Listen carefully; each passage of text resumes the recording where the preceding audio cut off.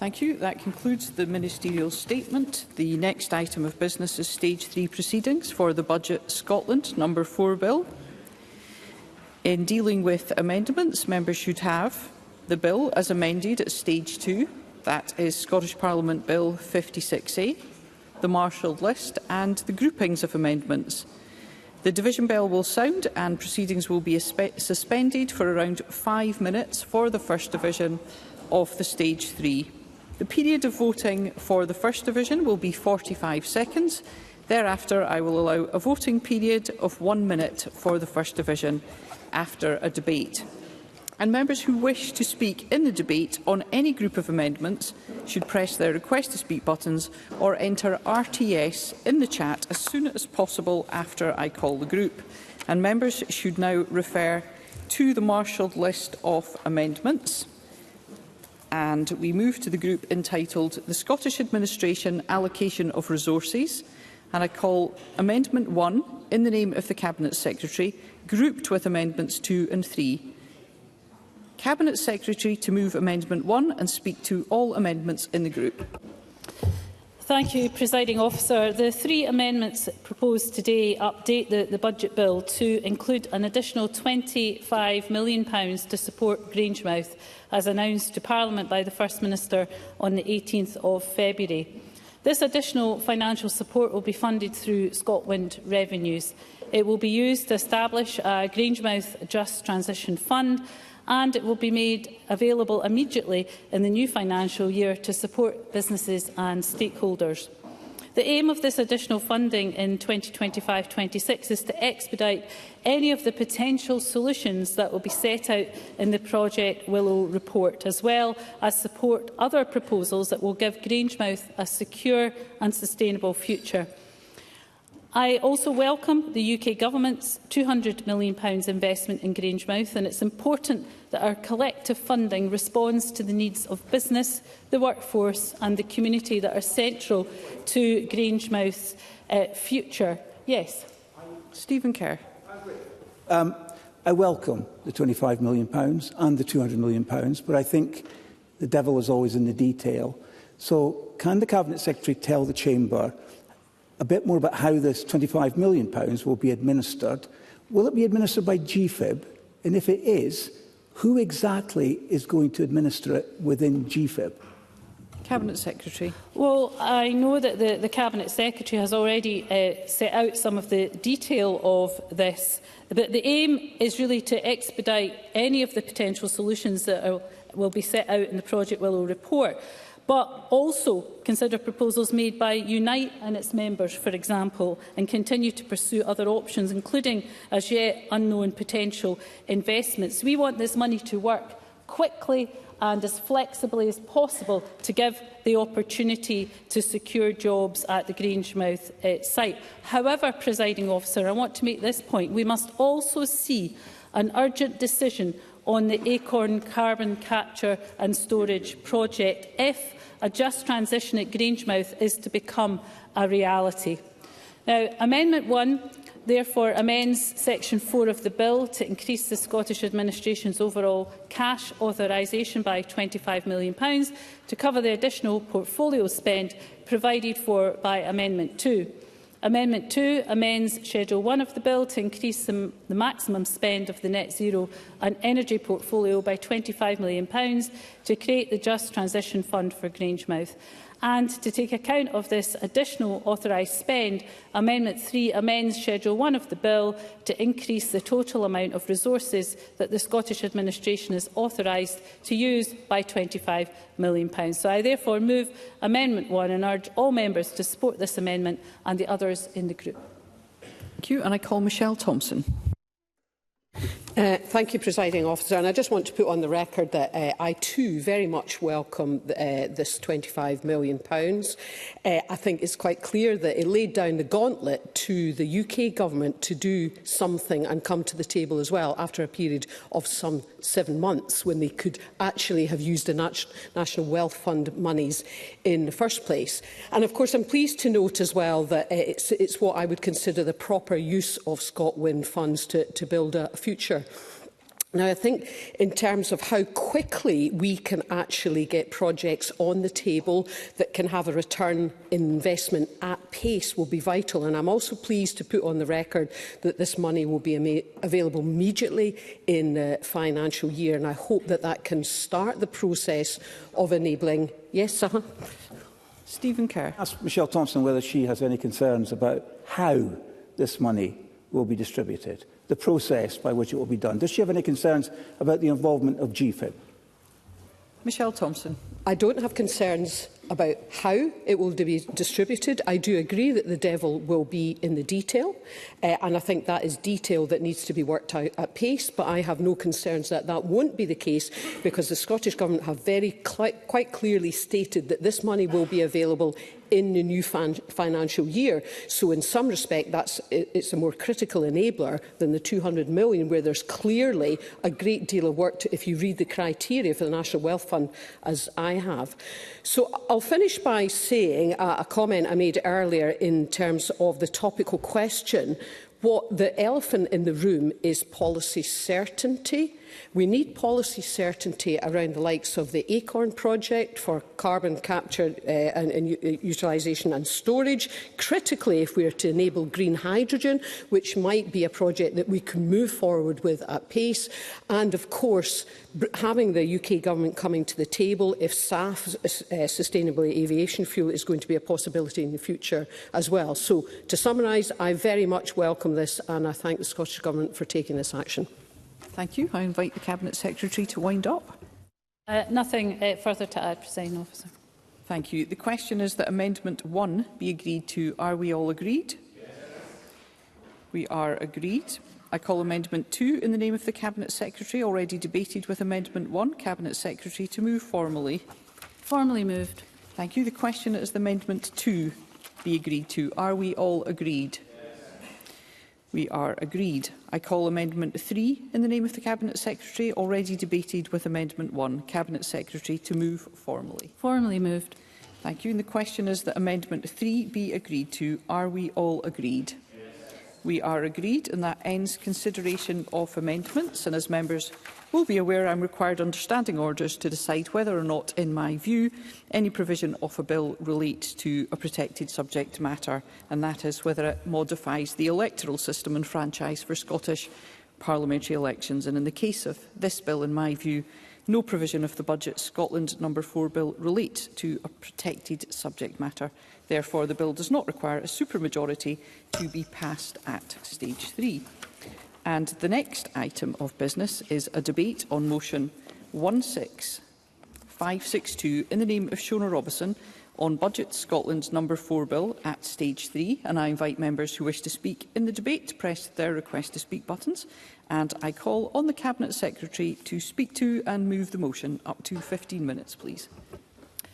Thank you, Presiding Officer. I'm very pleased to open today's Stage 3 budget debate. This is a budget delivering record NHS investment, record local government funding, £4.9 billion in climate-positive investment, a universal winter fuel payment for the elderly, and the decisive steps necessary to effectively scrap the two-child benefit cap in 2026. So this is a budget that has been made stronger through engagement across this Parliament to build as broad support as possible. And as a result, there is progress on a range of matters that I think will help make Scotland a better place, not least the neonates affected by drugs funding and the piloting of a £2 bus fare cap.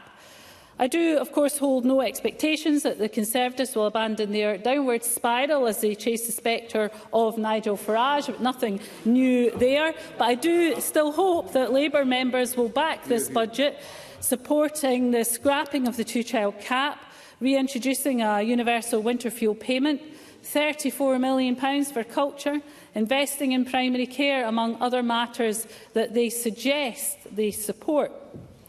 Presiding Officer, the First Minister set out last week a further amendment to this budget in providing an additional £25 million to support the Grangemouth industrial cluster, and I'm pleased that Parliament has supported the amendments, taking the Scottish Government's support to almost £90 million.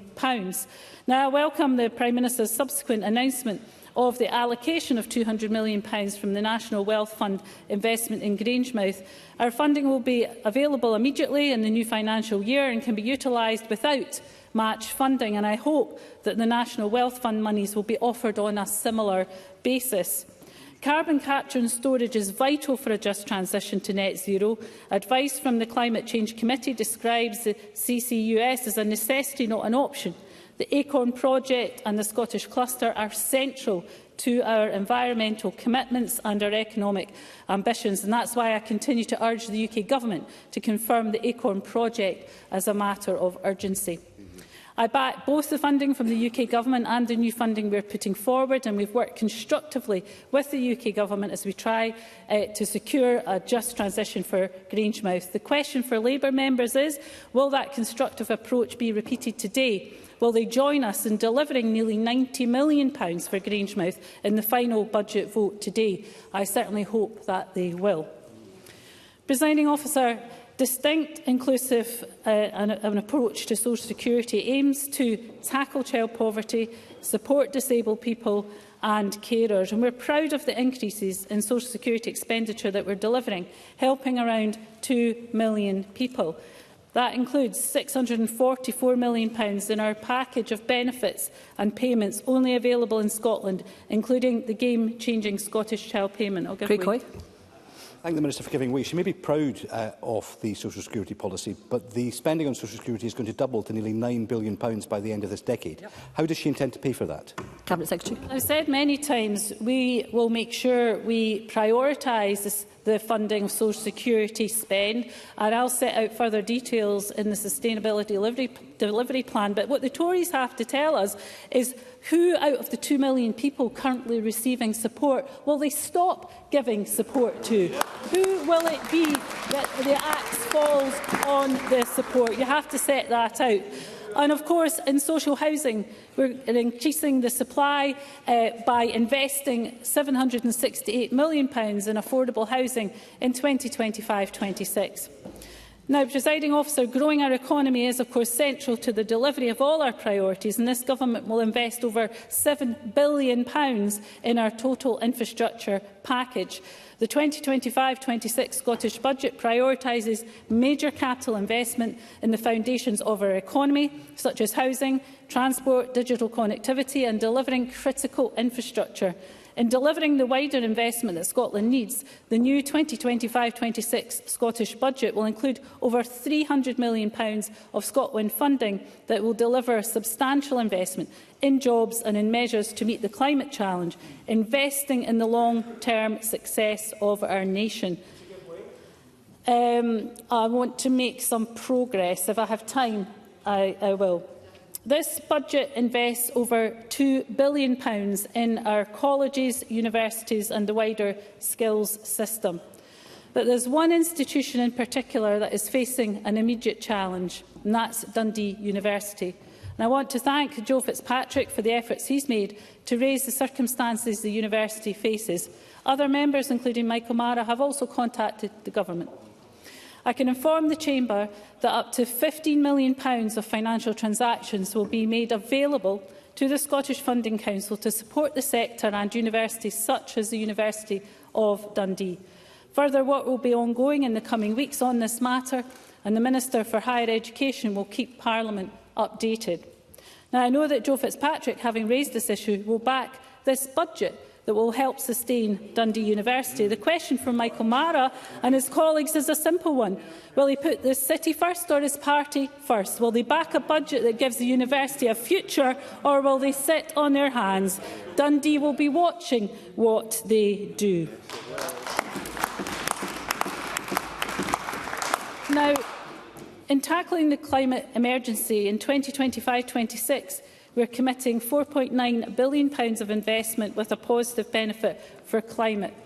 That includes improving our built environment by investing over £3 £100 million in our heat and buildings programmes, supporting over 20,000 households to save up to £500 on their energy bills in a year, making their homes warmer and more comfortable. Very important, given that Labour have failed to deliver on the cut to energy bills that the public were promised during the election campaign, seeing the third rise on household bills. Yes, of course. Sarah Boyd.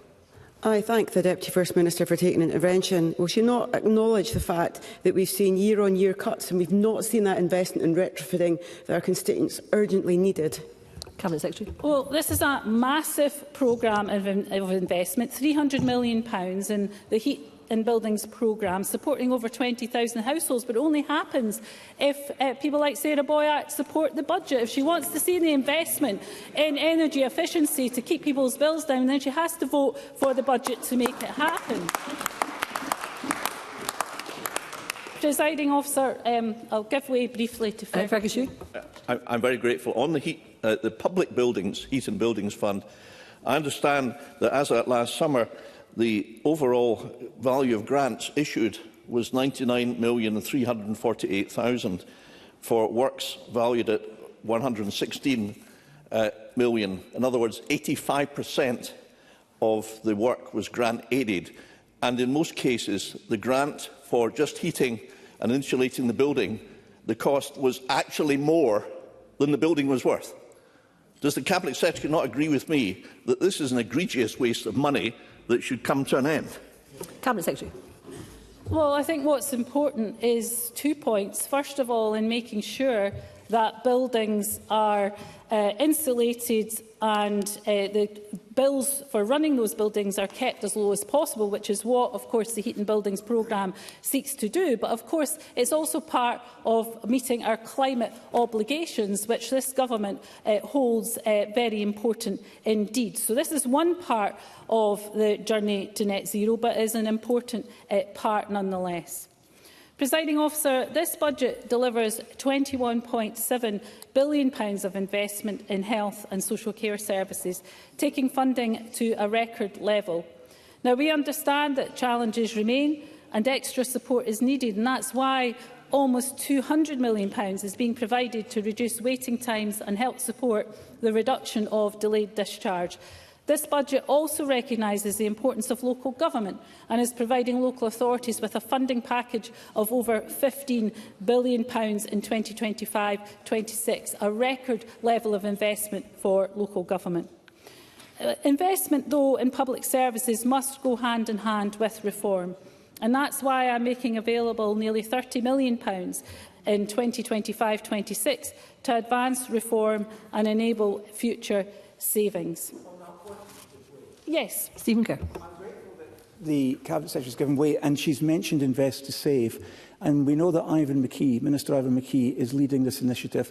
How much does she expect Invest to Save will save in this financial year?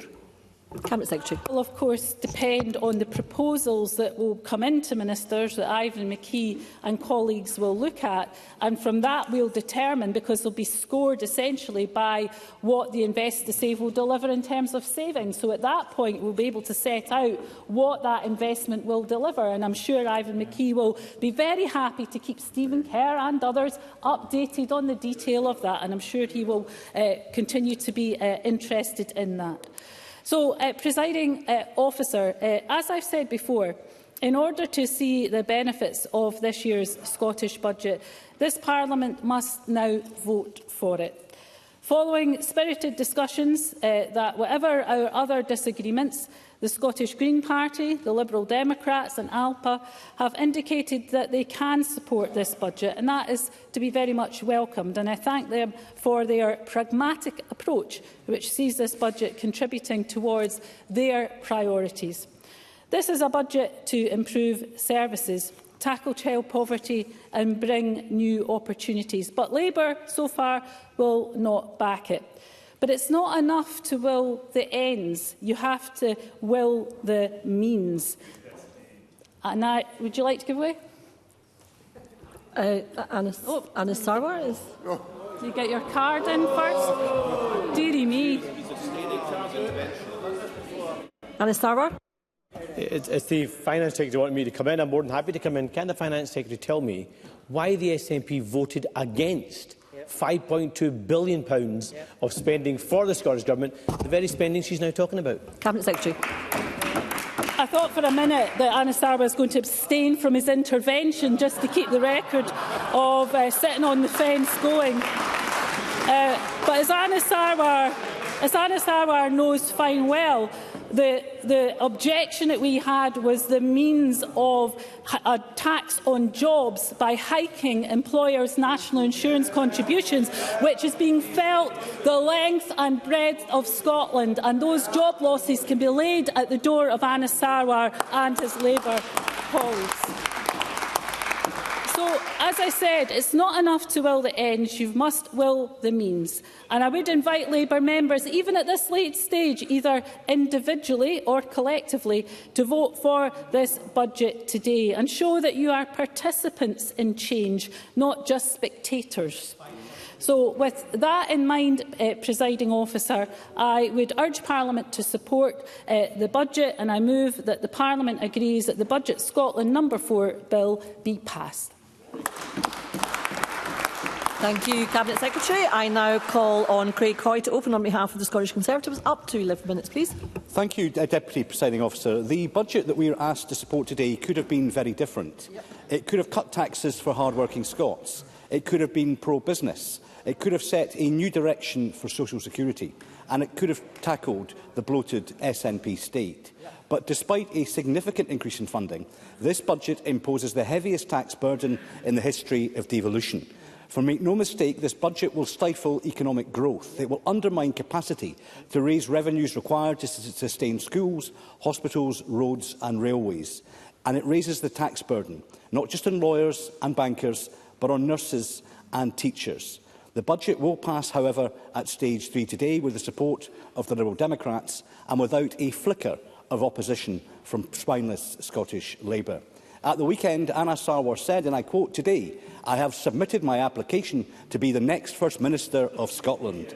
And now, rather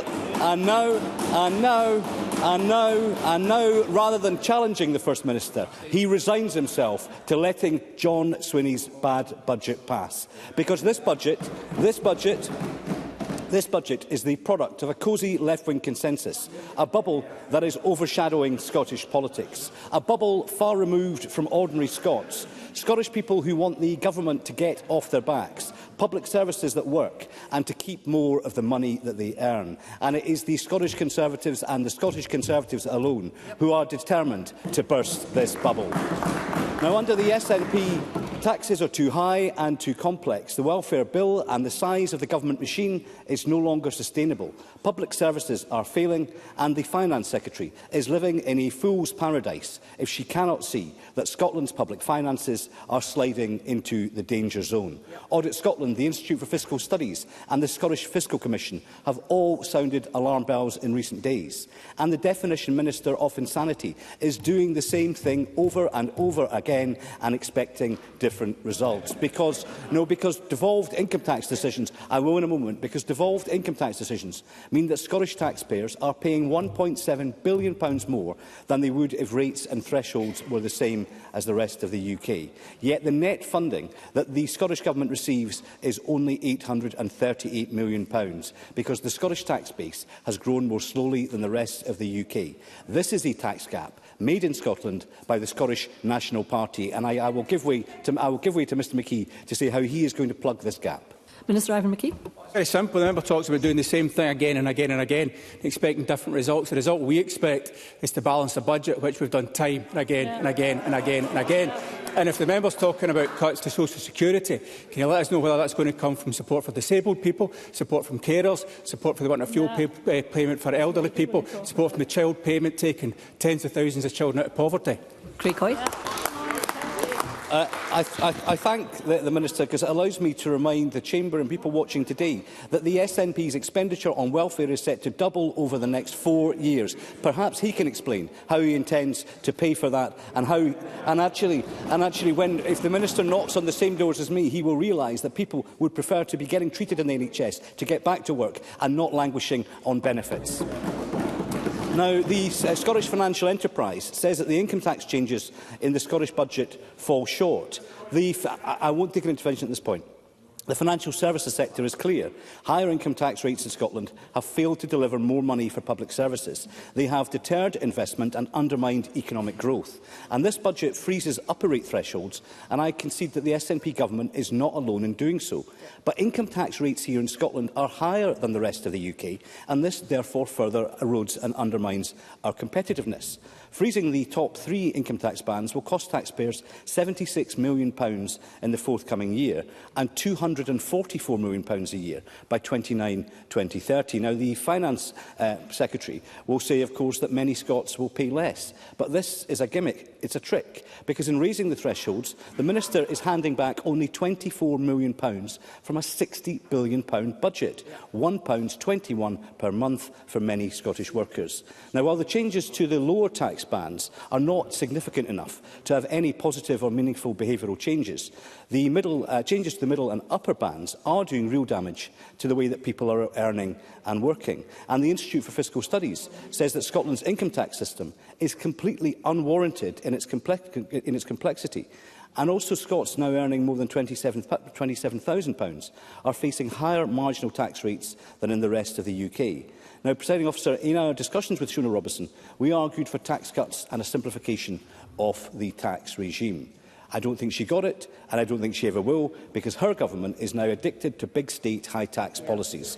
And we proposed cutting income tax to 19% for every Scottish taxpayer earning up to £43,662. Under our plans, £2.7 million taxpayers would save an average of £222 a year. But it's not just in the income tax arena that Scots are being bled dry. Many Scots are struggling to get on the housing ladder or simply cannot afford the costs of moving home. That's why we proposed a tax cut for house buyers. Raising the LBTT threshold would benefit up to 60,000 home buyers each year, saving an average £800 on the purchase of their home. That's more for first-time buyers to furnish their first home and less money for the SNP to waste on baby boxes and overseas embassies. Now, Presiding Officer, Labour and the Liberal Democrats will today endorse 18 years of failure on the economy, on tax and on public service reform. They are sanctioning the waste in public services that they claim to oppose. And despite Labour's desperate attempts this weekend, it is clear that the Scottish Conservatives and the Scottish Conservatives alone are the only party willing to tackle waste in the public sector.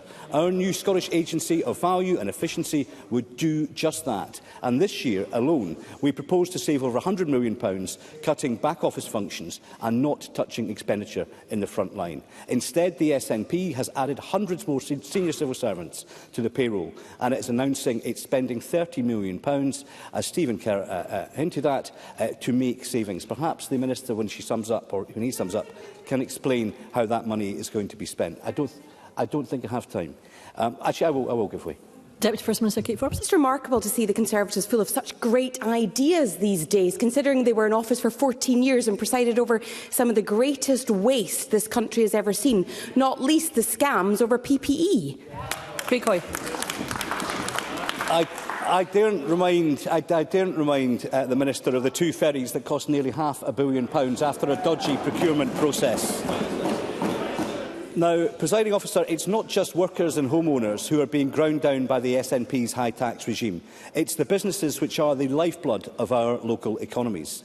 The Scottish budget has lost £800 million of revenue due to the SNP's failure to grow the Scottish economy. For years, the SNP has failed to pass on business rates relief to Scotland's shops, pubs and restaurants. And despite the ferries and the DRS scheme, John Swinney still believes that his government can spend money more wisely than the businesses that have generated it in the first place. This year we called on the Scottish Government to support 100% rates relief on hospitality venues and called for rates relief to be extended in full to retail and leisure businesses. Now, ministers received £140 million in Barnett funding, but are passing on less than £30 million.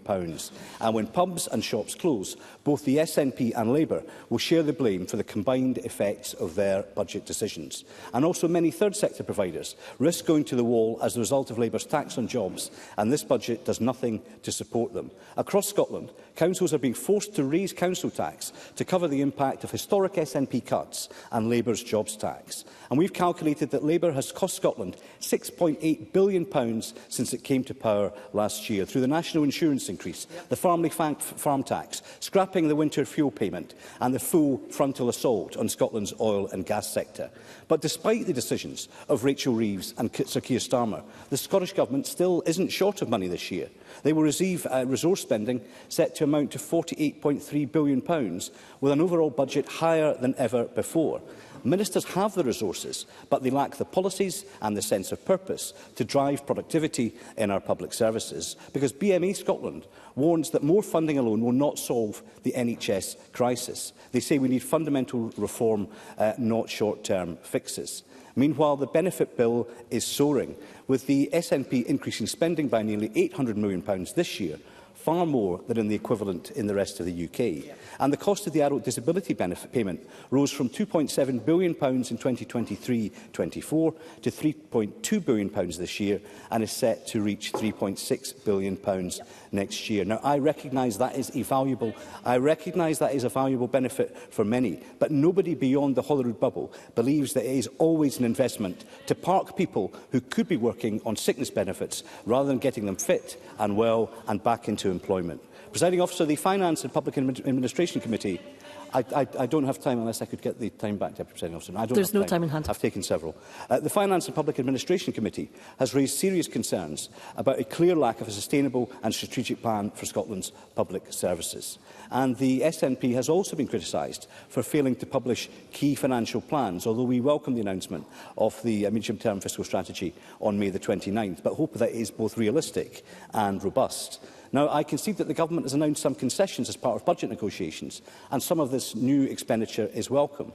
But more money for hospices, or the £25 million for Grangemouth, or the money announced today for Dundee University, could have been part of a more sensible, Mr Swinney, it could have been part of a more sensible and sustainable budget. I don't have time. I don't have time. I think I'll be summing up. The member has got. Now, this government claims, Mr Swinney claims that this government is about choices, but he keeps making the wrong choices. But we shouldn't be surprised, because John Swinney has form. He's the Education Secretary who wrecked the exam system, the Finance Secretary who bankrupted councils, and he is the First Minister who is ignoring repeated warnings that Scotland's public finances are set to crash around his ears. Now, this budget will pass tonight because of the support of the Lib Dems, Labour and the Greens. The Lib Dems have cut a deal. Mr Hoy, you will need to conclude. I will conclude. The Lib Dems have cut a deal, but Labour have cut no deal at all. Today is the last chance to stop the SNP's budget and turn a page on its misplaced priorities. Thank you, but it Mr. will Hoy. be the Scottish Conservatives alone who stand up in doing so. We will move on to the next speaker. I call Michael Mara to open on behalf of Scottish Labour, up to 9 minutes, and I would advise there is no time in hand. Mr Mara. Thank you very much, Presiding Officer. In October, the Chancellor delivered the most progressive, redistributive budget in a generation, with record funding for Scotland. The largest budget settlement in the history of devolution. And let's be clear, the only reason that we have that additional £5.2 billion is because last July we elected a UK Labour government with Scottish Labour MPs at its heart, making the case for Scotland. And the only reason the measures set out in today's budget are possible is because Labour moved decisively to end austerity, to rebuild the public finances and to invest in public services. Labour brought forward a budget to end austerity. The SNP lined up with the Tories to vote against it. Meanwhile, the SNP in Holyrood is hailing the spending of the money the SNP in Westminster refused to vote for. So let's remember throughout this debate this afternoon, Presiding Officer, when the Finance Secretary and colleagues attempt further game playing ahead of decision time, that when it came to the question as to whether austerity should be ended, whether an additional £5.2 billion should be delivered for our NHS and our schools, what said the SNP? Well, the 9 voted no. Yes. You cannot just will the ends, you must will the means, Cabinet Secretary. Labour has got on and delivered for Scotland. On these benches, we will not stand in the way of Labour's record investment reaching the front line of public services. After years of Tory austerity and SNP incompetence, a funding boost is badly needed. But we know that there is no plan from the SNP government to use that money to deliver the lasting change and new direction for our NHS, our schools and our local services need. No, thank you, sir. If the SNP had ideas on how to change the direction of our NHS, our schools and our economy, we would have seen them by now. They have long since lost their way. Take the budget position as a whole. They demanded additional spending at the UK level of a scarcely believable £70 billion. And as we know, they have opposed every means of raising any of that money in taxation. £45 billion of revenue raisers, all opposed. You cannot just will the ends, you must will the means, Cabinet Secretary. It's a negative fiscal adjustment. No, thank you, sir. No, thank you, sir. It's a negative fiscal adjustment, Presiding Officer, of £115 billion. It's not credible, it is ludicrous. So, having opposed all of those revenue-raising measures of the UK Labour Government, the First Minister then told Parliament on the 14th of November the UK Government should have increased income tax to the same level as Scotland. So the Fraser of Allender Institute had to set the First Minister right. No, thank you, Madam. And their analysis pointed out that, and I quote, if the UK Government increased income tax, the deduction to the block grant would be larger and the Scottish budget would be worse off. Surely the man, Presiding Officer, who negotiated the fiscal framework understands how it works. Labour boosted the budget by £5.2 billion, and John Swinney's income tax plan would have cost Scotland £636 million. It is fiscal ineptitude of the highest order. You cannot just will the ends, you must will the means, Cabinet Secretary. But there are, of course, no thank you, sir. And I'll come to there are, of course, members, let the member continue to speak. Thank you. Thank you, Presiding Officer. There are, of course, positive measures in this budget, and I welcome support. I can give you one, First Minister. I welcome support for the University of Dundee. It is the most critical institution in my home city. 3,000 staff, 1 in 7 of the population are students. Simply put, it is too big to fail. No, thank you, sir, if you let me set this out. The consequences for staff, the city and the wider economy do not bear thinking about. I met with the First Minister one-to-one on the 28th of January to set out to him just how serious I believe that situation to be, and I appreciate his interest in the matter. I know the Scottish Funding Council. I've been working intensively with the university since then, and I've met and spoken with the Chief Executive of that organisation to assist her. There is still no recovery plan, Presiding Officer, in front of the trade unions or the community, but it is right the Scottish Government stands ready to intervene. I and colleagues will wait to see if that funding is equal to the challenge. And there are 2 reasons that there is a crisis at the university. A catastrophic failure of spending controls from the leadership of the university, but set against a business model based on 22% real terms cuts to Scottish student funding, which is driving universities across this country to make ever riskier decisions, endangering the long-term future of the institutions. Today's funding is welcome, but what we have here is an illustrative case, Presiding Officer, of the SNP fixing one symptom of a much greater problem that it has helped to cause. And there is nothing in today's announcement to get to grips with the wider failure of leadership from this SNP government, which imperils the future of Scotland's great universities. Yes, sir. Kevin Stewart. I thank Mr Mara for giving way, and it seems that he wants to support Dundee University.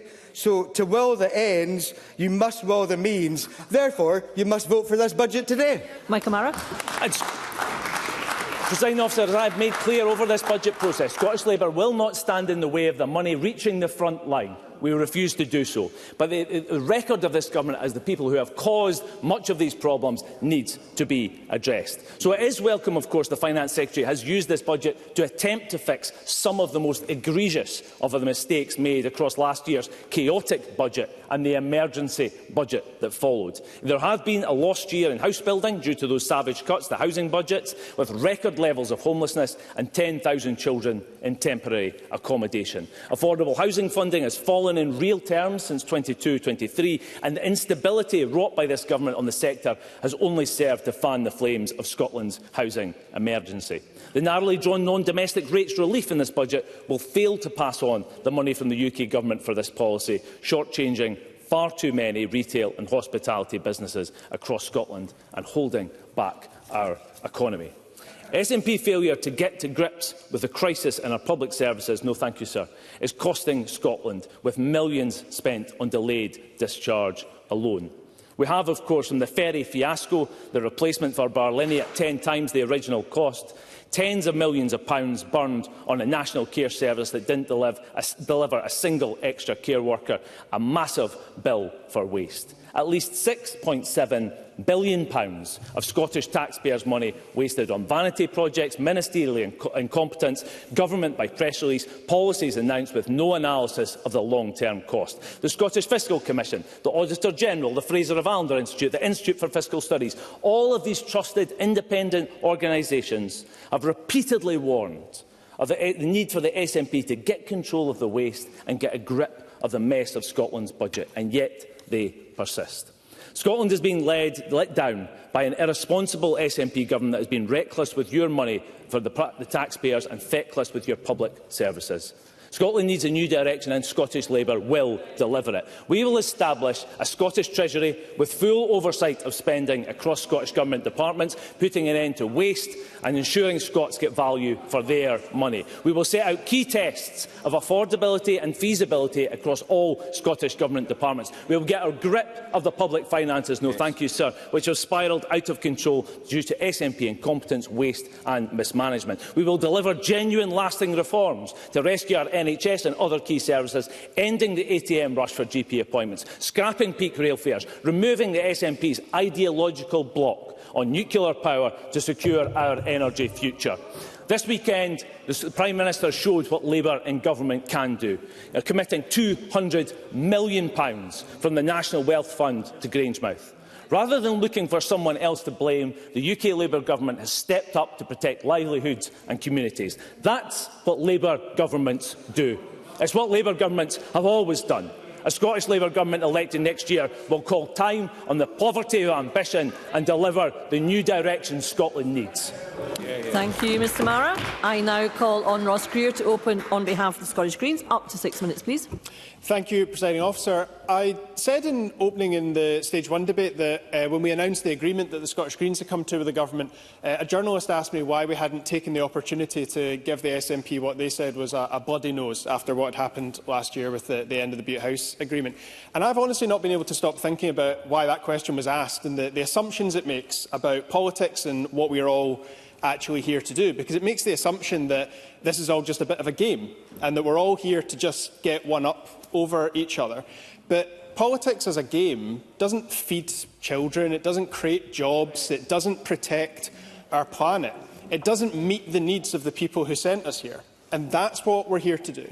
We've just seen over the weekend what happens in Germany when a government fails to meet the needs of the public. We're seeing that happen in real time at a UK level with a UK Labour government that's already lost a third of the people who brought it into office. And I get why journalists ask that question. Conflict is interesting, conflict is fun to write about, and cooperation is often boring. But as I said before, I know which of those has the better outcome. We're demonstrating this afternoon which of those has the better outcome for the people who sent us to this Parliament. And of course there are limits to compromise. Our parties believe in different things, quite rightly.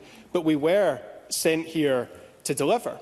And as Craig Hoy is fond of pointing out, this Parliament does have an overwhelming majority of MSPs from parties that would identify to the left of centre to a greater or lesser extent. Indeed, by that measure, we are the most left-wing parliament in Europe. It's not quite the socialist majority that Mr Hoy enjoys to warn us about, that spectre that he believes is haunting this country. If only that was the case, we could go much further and much faster on the kind of reforms that my party obviously believes in. I do find it interesting, though, that the Conservatives, when looking for examples of this apparent left-wing radicalism, constantly alight upon the baby box, of all things. And I wonder, what is it that the babies have done to you, colleagues? What is it about giving children the best start in life that is the go-to example of socialist radicalism in this country? I find that intriguing. But, Presiding Officer, when we were setting out the Greens' position ahead of this budget, we set two red lines.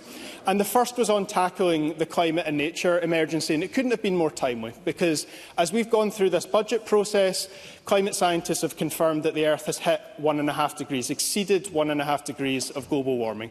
We have failed to meet what the countries of the world agreed to in the Paris Climate Agreement. To go above 1.5 degrees is a death sentence for entire nations. Likely by the end of the next term of this Parliament, there will be Pacific Island nations that cease to exist because of the world's failure to tackle the climate emergency. So the investment delivered in this budget could not be more critical. £4.9 billion of climate and nature positive spending. But it's not just about Scotland playing its part in tackling that global crisis. It's about creating jobs, lasting, high-quality jobs in our economy here, particularly as we transition away from the energy sources that have caused this crisis in the first place. And the second red line that we set out was around a real terms increase for local councils and an end to the council tax freeze, because they deliver the public services that we all rely on day to day and that many people have their greatest frustrations about. The lack of staffing for additional support needs in their children's school, their inability to get a social care package that meets their parents' needs, the fact that their bins haven't been collected this week. These are the practical problems that people across the country face. But as a result of that real terms increase delivered, not quite yet, but as a result of that real terms increase secured in this budget, a number of councils across the country have taken what would have been damaging cuts off the table. Mark Ruskell, my colleague, has been campaigning with communities in Perth and Kinross against proposed closures of libraries there. Those library closures have been withdrawn as part of that council's budget setting process.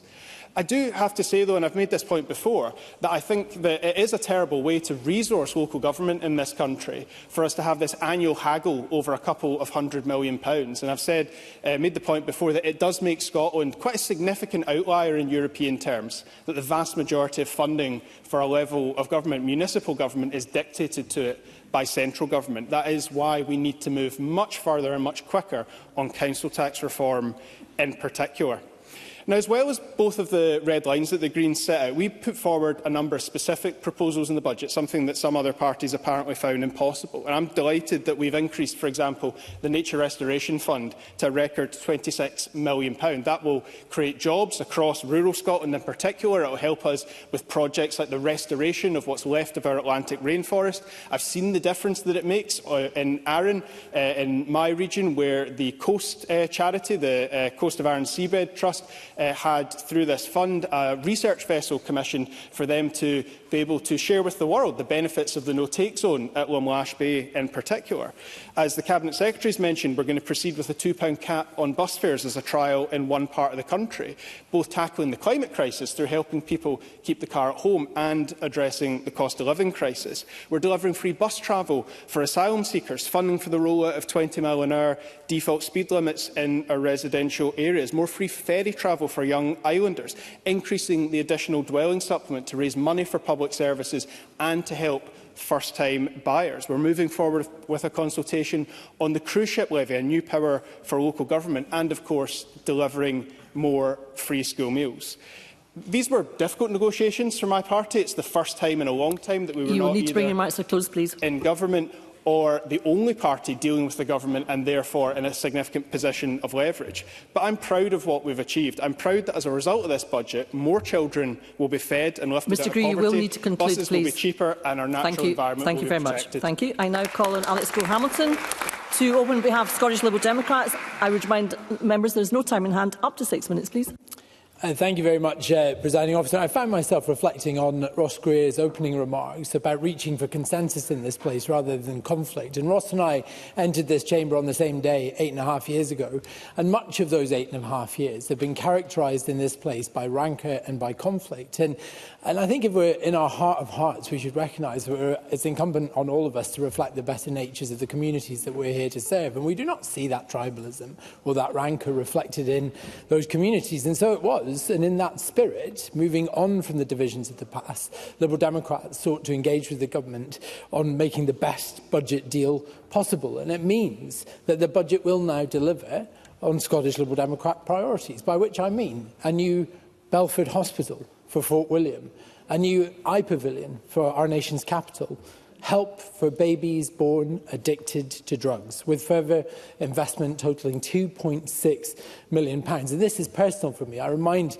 the Chamber of my interest that I worked for the organisation that will be the beneficiary of some of these funds. But I saw in that time just how important these interventions are. Supporting them is why I got into politics in the first place. We've also secured the right for family carers to earn more without having their support, their government support, withdrawn. My colleague Sir Ed Davey led the way on that at Westminster, and we followed suit here. There is the reinstatement of the winter fuel payment for Scotland's pensioners, and today we've learned just how timely that is, as millions of customers' bills will go up from this April. And last month we learned there are record numbers of households in Scotland in fuel poverty still. So that reinstatement is progress, albeit just the start of what is needed for the combination of Scotland's governments to answer that challenge. Then there is the £200 million improvement package for Scotland's social care, which in turn will help reduce NHS waiting lists and tackle issues such as delayed discharge, which cause an interruption in flow throughout the whole of our NHS. More money for local healthcare to make it easier for our constituents to see a GP at the first time of asking or get NHS dentistry near them, so vital to reducing the strain on our hospitals. There's extra backing for hospices and funding for new specialist support across the country for long COVID, ME and chronic fatigue. I have battled for more than 4 years now to get help for those unable to work, unable to go to school, unable to get on in life because they are still living under the shadow of what COVID can become. Support in Scotland has lagged behind the rest of the UK, so the challenge for the Scottish Government is to get on and improve the lives and care pathways of long COVID sufferers using this new investment the Scottish Liberal Democrats have secured. That's not all. We've secured £3.5 million so that colleges can deliver the skills that our economy and our public services need, with new programmes focused on skills in care and offshore wind to create the pipeline of those skilled workers for the careers of the future. Money too to provide a brighter future for the young people with complex needs who attend Corsford College in Renfrewshire. And my colleague Willie Rennie visited a fortnight ago to see how that money we have secured will make a difference to the students and staff. It should just be the beginning. We need a permanent commitment from the Scottish Government to ensure that no young person there is left without access to the further education they need, that they want and that they deserve. And an extra £29 million for additional support needs to help pupils and their teachers. This is all on top of progress on business rates, particularly in the hospitality sector. Funding to provide more affordable homes with 26% up, thanks to an extra investment of £172 million. Ring-fenced agriculture funding.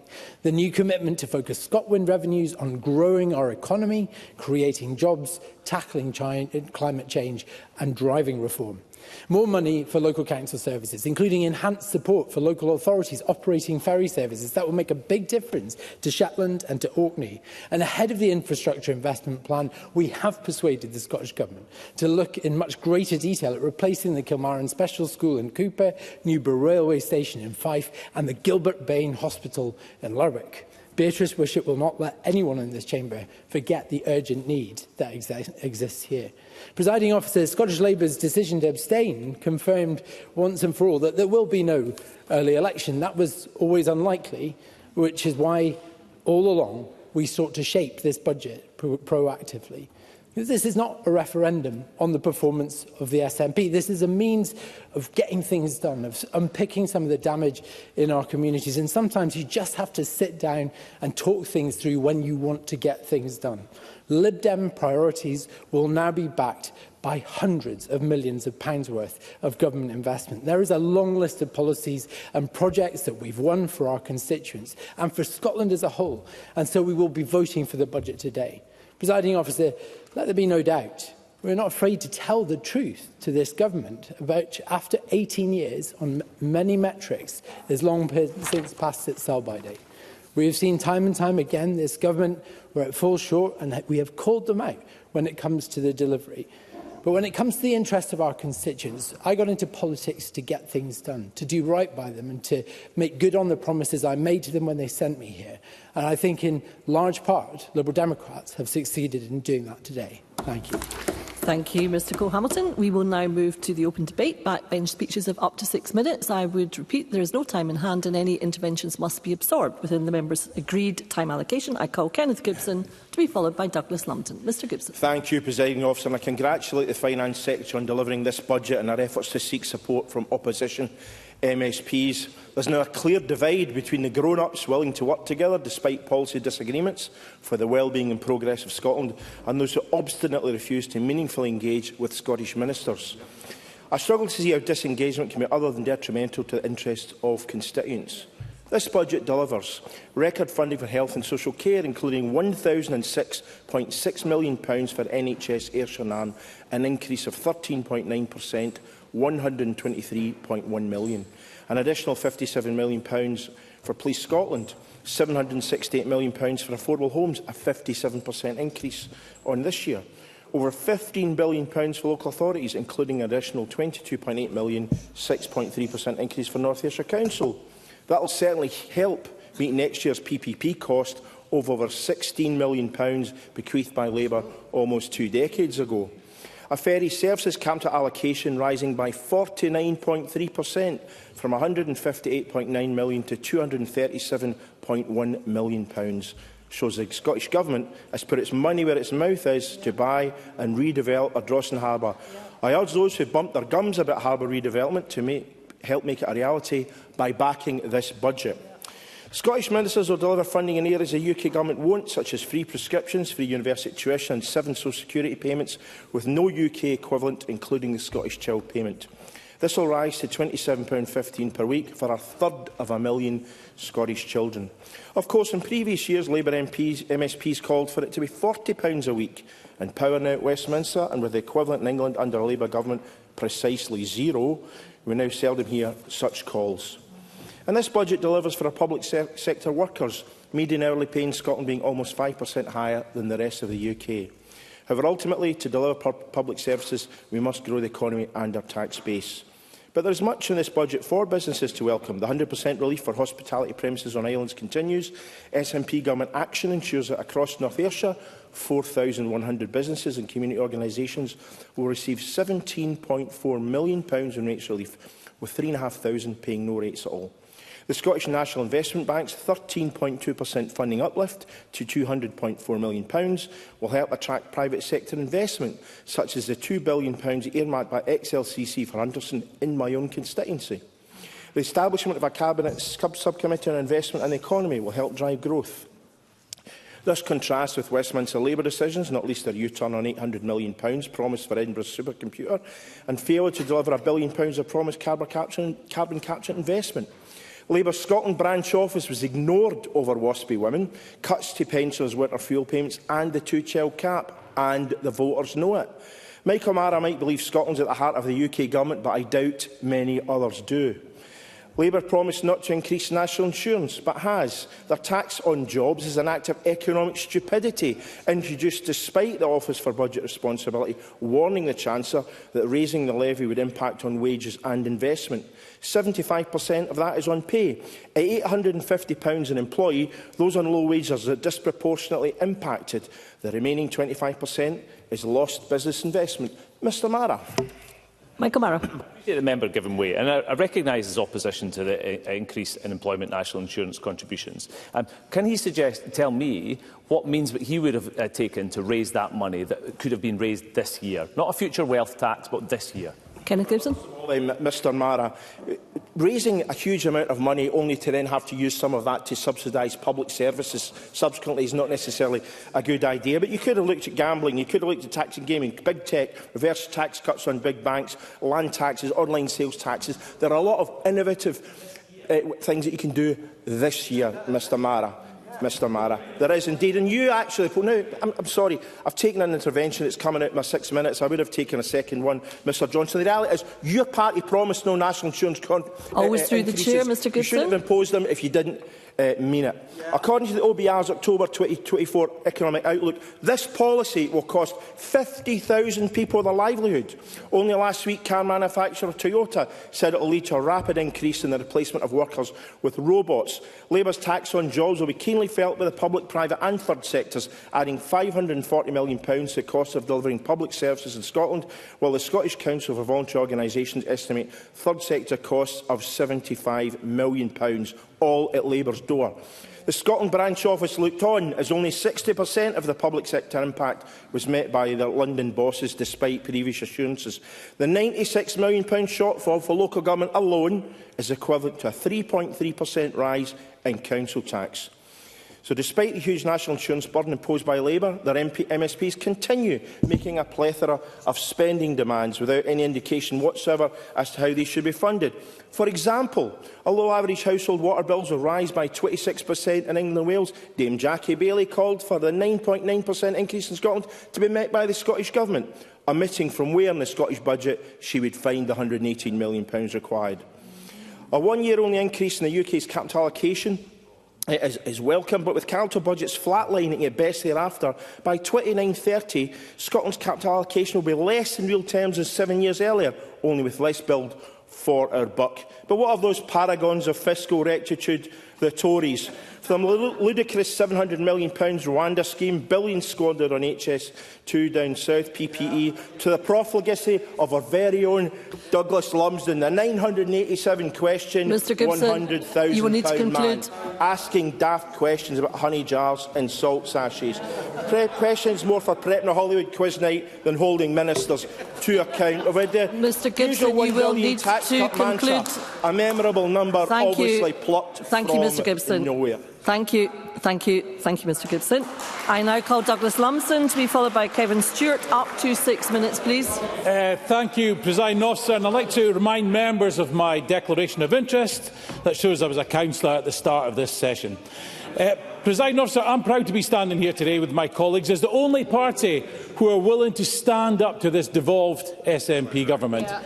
Because this budget is bad for businesses and individuals right across Scotland. It will leave them poorer, stifling growth, limiting opportunities and hitting our vital industries hardest. And it's shameful that the other so-called opposition parties are signing up hook, line and sinker to this budget. Only the Scottish Conservatives are calling out for what this is. I'll come back to you later in verse time. A raid on individual wallets and business profits.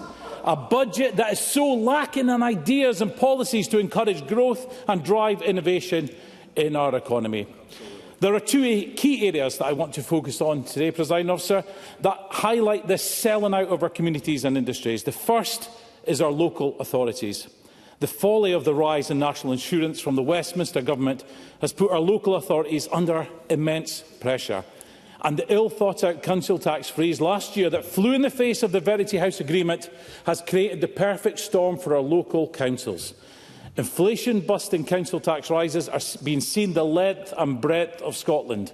No wonder this Labour branch office is siding so closely with the SNP government on this budget. They are both equally to blame for the 10% council tax rises that we are seeing imposed on our hard-working communities.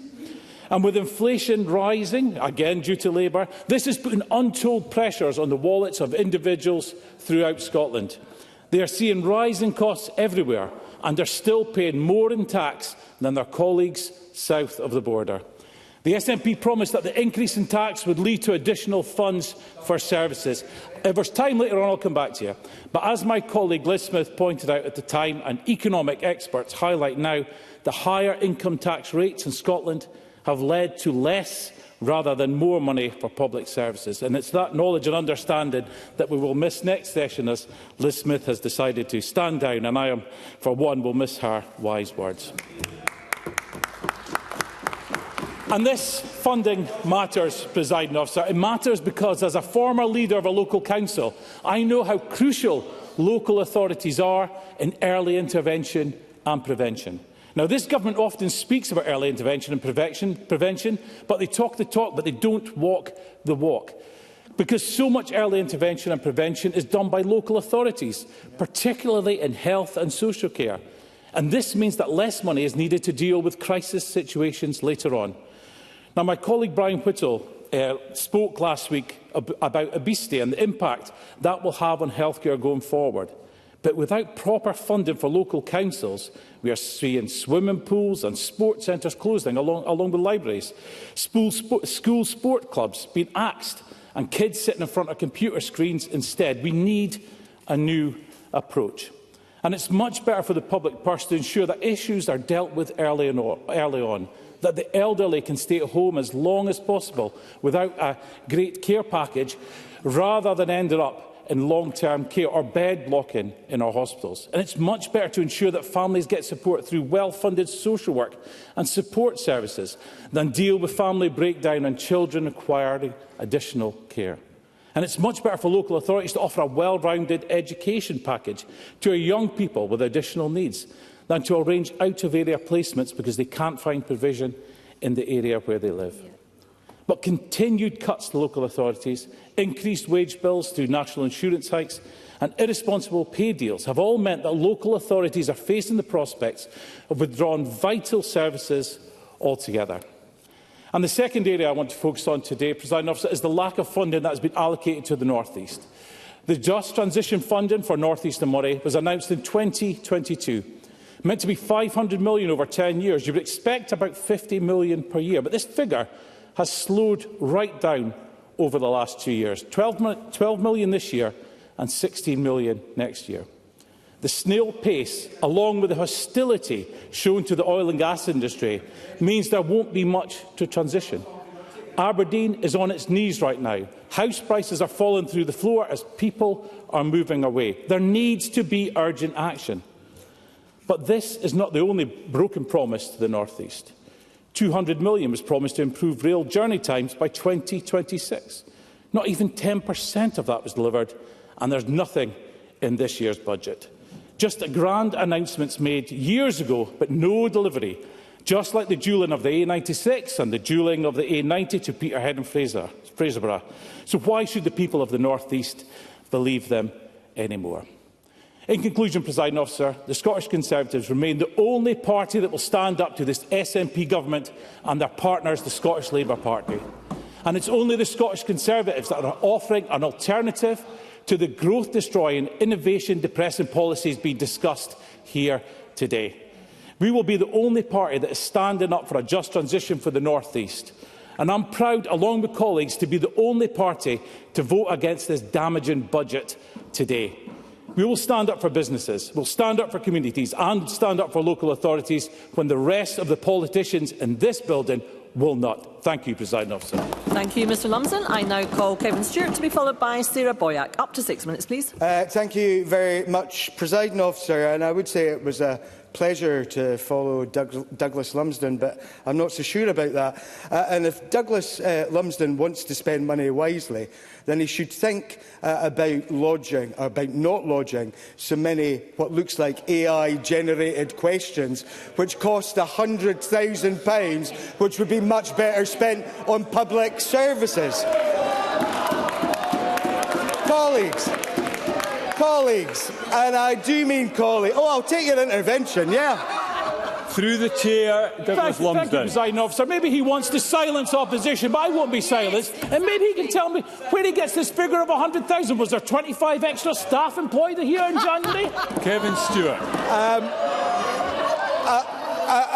Thank you. thank you very much, Presiding Officer. And I get the £100,000 from the fact that the last time the question was asked, how much does it cost to answer a written parliamentary question, the answer was £98.25. So there we go, and that was in 2008, as Mr Gibson has just reminded me. So it's probably well over £100,000. So that's money that could have been spent on public services instead of trying to find out about salt sachets in the canteen. Colleagues, and I do mean colleagues, Mr Stewart, Mr Stewart, could you resume your seat? There is far too much shouting across the chamber. I'm sure it's not for my benefit. I don't think anybody's benefiting. Kevin Stewart, continue, please.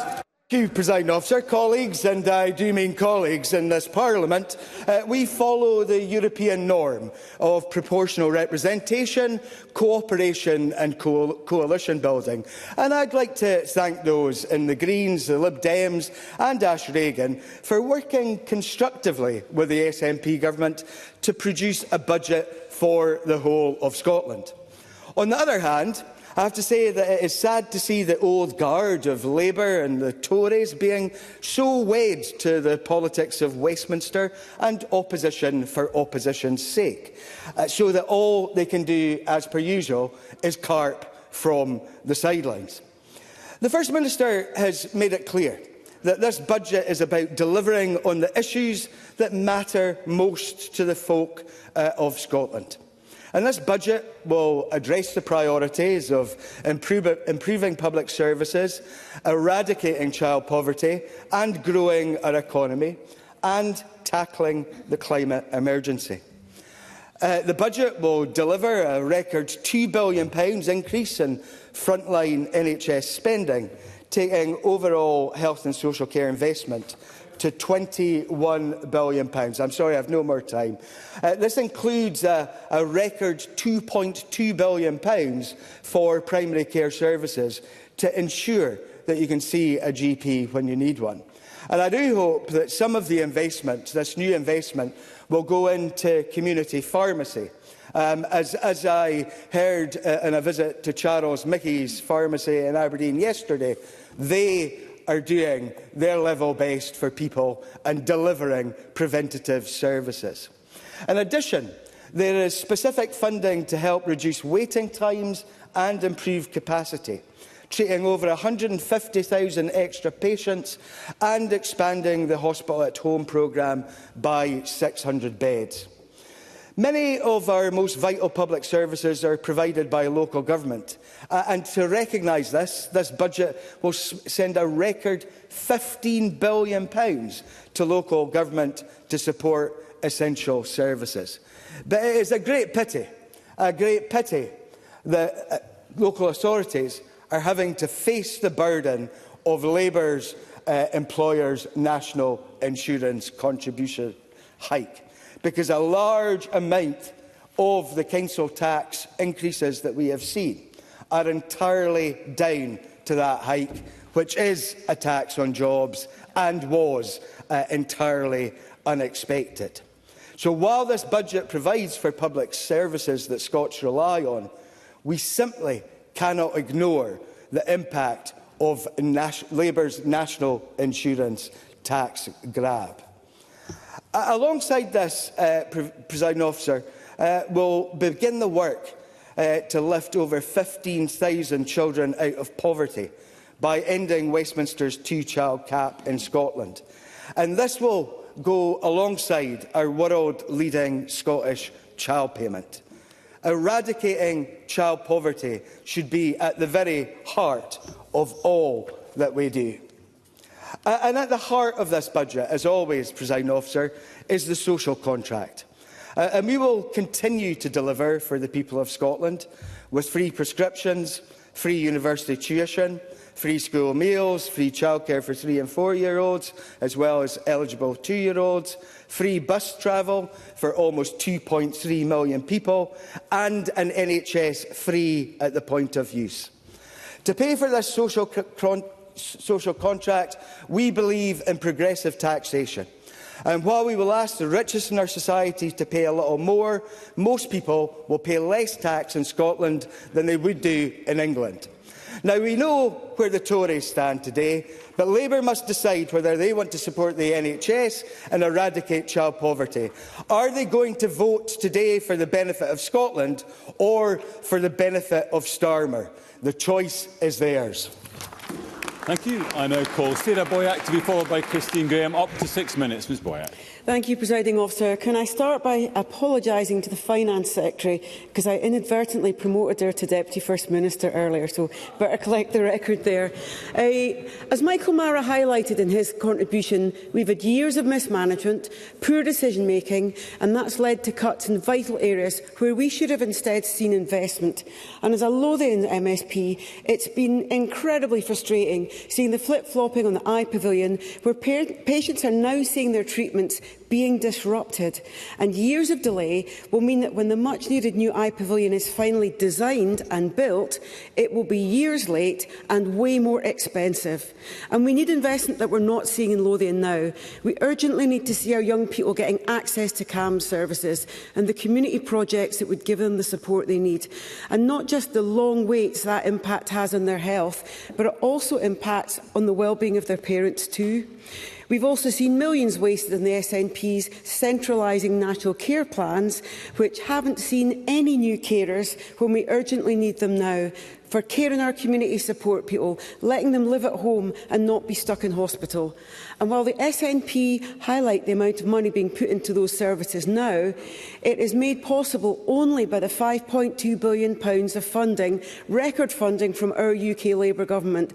And we want to see more on outcomes, not in self-congratulatory minor changes to previous budget cuts. And it's really frustrating because in all the areas I've just highlighted, the SNP government has been told for years about the need for strategic and consistent investment, not cuts to our council budgets that have put massive pressures on our schools and our communities. I also want to say that it's harmed our councils in playing the vital role that's needed in supporting our local communities to tackle our climate and nature emergencies. I was deeply disappointed to see the actual budget lines on energy efficiency and decarbonisation. They've faced real terms cuts, another missed opportunity. We've got the Heat and Buildings Bill delayed, missing in action. We've got solar support removed from energy efficiency grants. And it's now over a year since Council submitted their LHES proposals. So I have to say to the Cabinet Secretary, there's no actual plan to deliver on decarbonising heat in our homes and buildings, because we need to see investment and support for our colleges, and access to funding and support for SMEs, so that we can see the access to the training and the apprenticeship opportunities that you actually need if you're going to give the good quality jobs and training in every community across Scotland now to lower our climate emissions and provide warmer homes.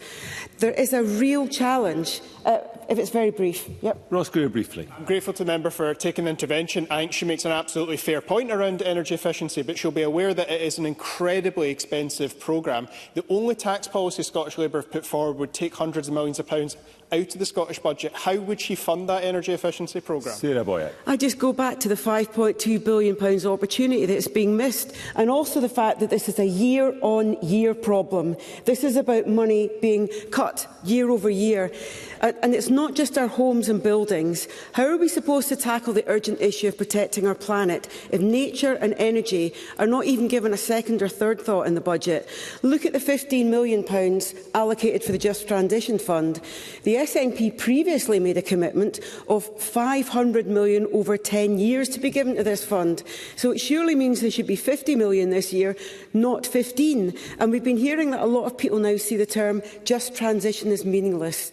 We need to see real policies. If we want jobs in clean energy, clean heat and renewables technology for years to come, those industries need proper investment now, not in a decade's time. Now, thankfully, the UK Government is absolutely serious about the climate and just transition. And that's why Keir Starmer made the commitment at the weekend for the £200 million in Grangemouth, which is vital for to see the investment needed for new jobs and innovation with decent jobs and opportunities opportunities now, and the Just Transition Commission has been clear that our communities need to see that support for training to enable people to develop their skills and benefit from the new tech, the new opportunities that are here if we seize those opportunities. I also want to highlight an issue that's not been mentioned yet, and that's about the huge opportunities that can come from developing community renewable energy efficiency projects and low-carbon infrastructure. There is good work that's happening in Scotland, but it's stretched. It's not at the scale we need, and our communities need a lot more support if they're fully going to realise the potential of our renewables revolution. We also need investment in adaptations, because communities are being hit now by the impact of extreme weather, and that means flood management schemes, peatland restoration and land management that creates local jobs and investment to address our climate and our nature emergencies. But we've got to be strategic with that investment. Once again, the Scottish Government can celebrate the cash that's gone towards peatland restoration, but avoid talking about why we are missing our peatlands targets consistently. It's because the workforce and supply chains are currently insufficient to meet the significant challenge of 250,000 hectares of peatland being restored. With an additional £5.2 billion from the UK Government, there was so much more this budget could have delivered.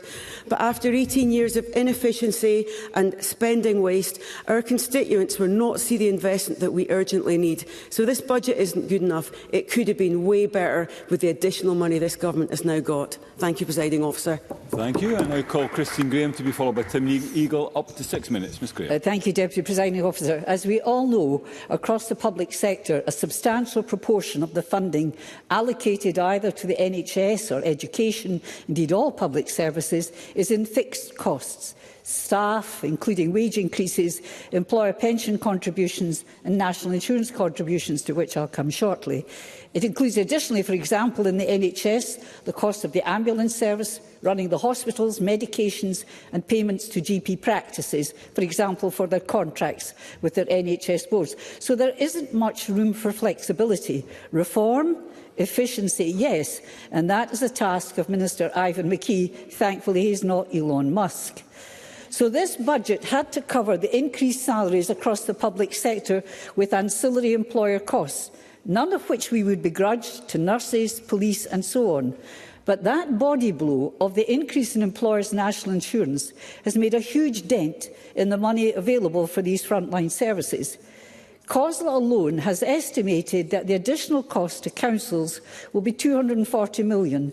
And what's welcome that the SNP Scottish Government has committed to providing councils with an additional £144 million to support the cost of that hike. But that doesn't cover the entire cost.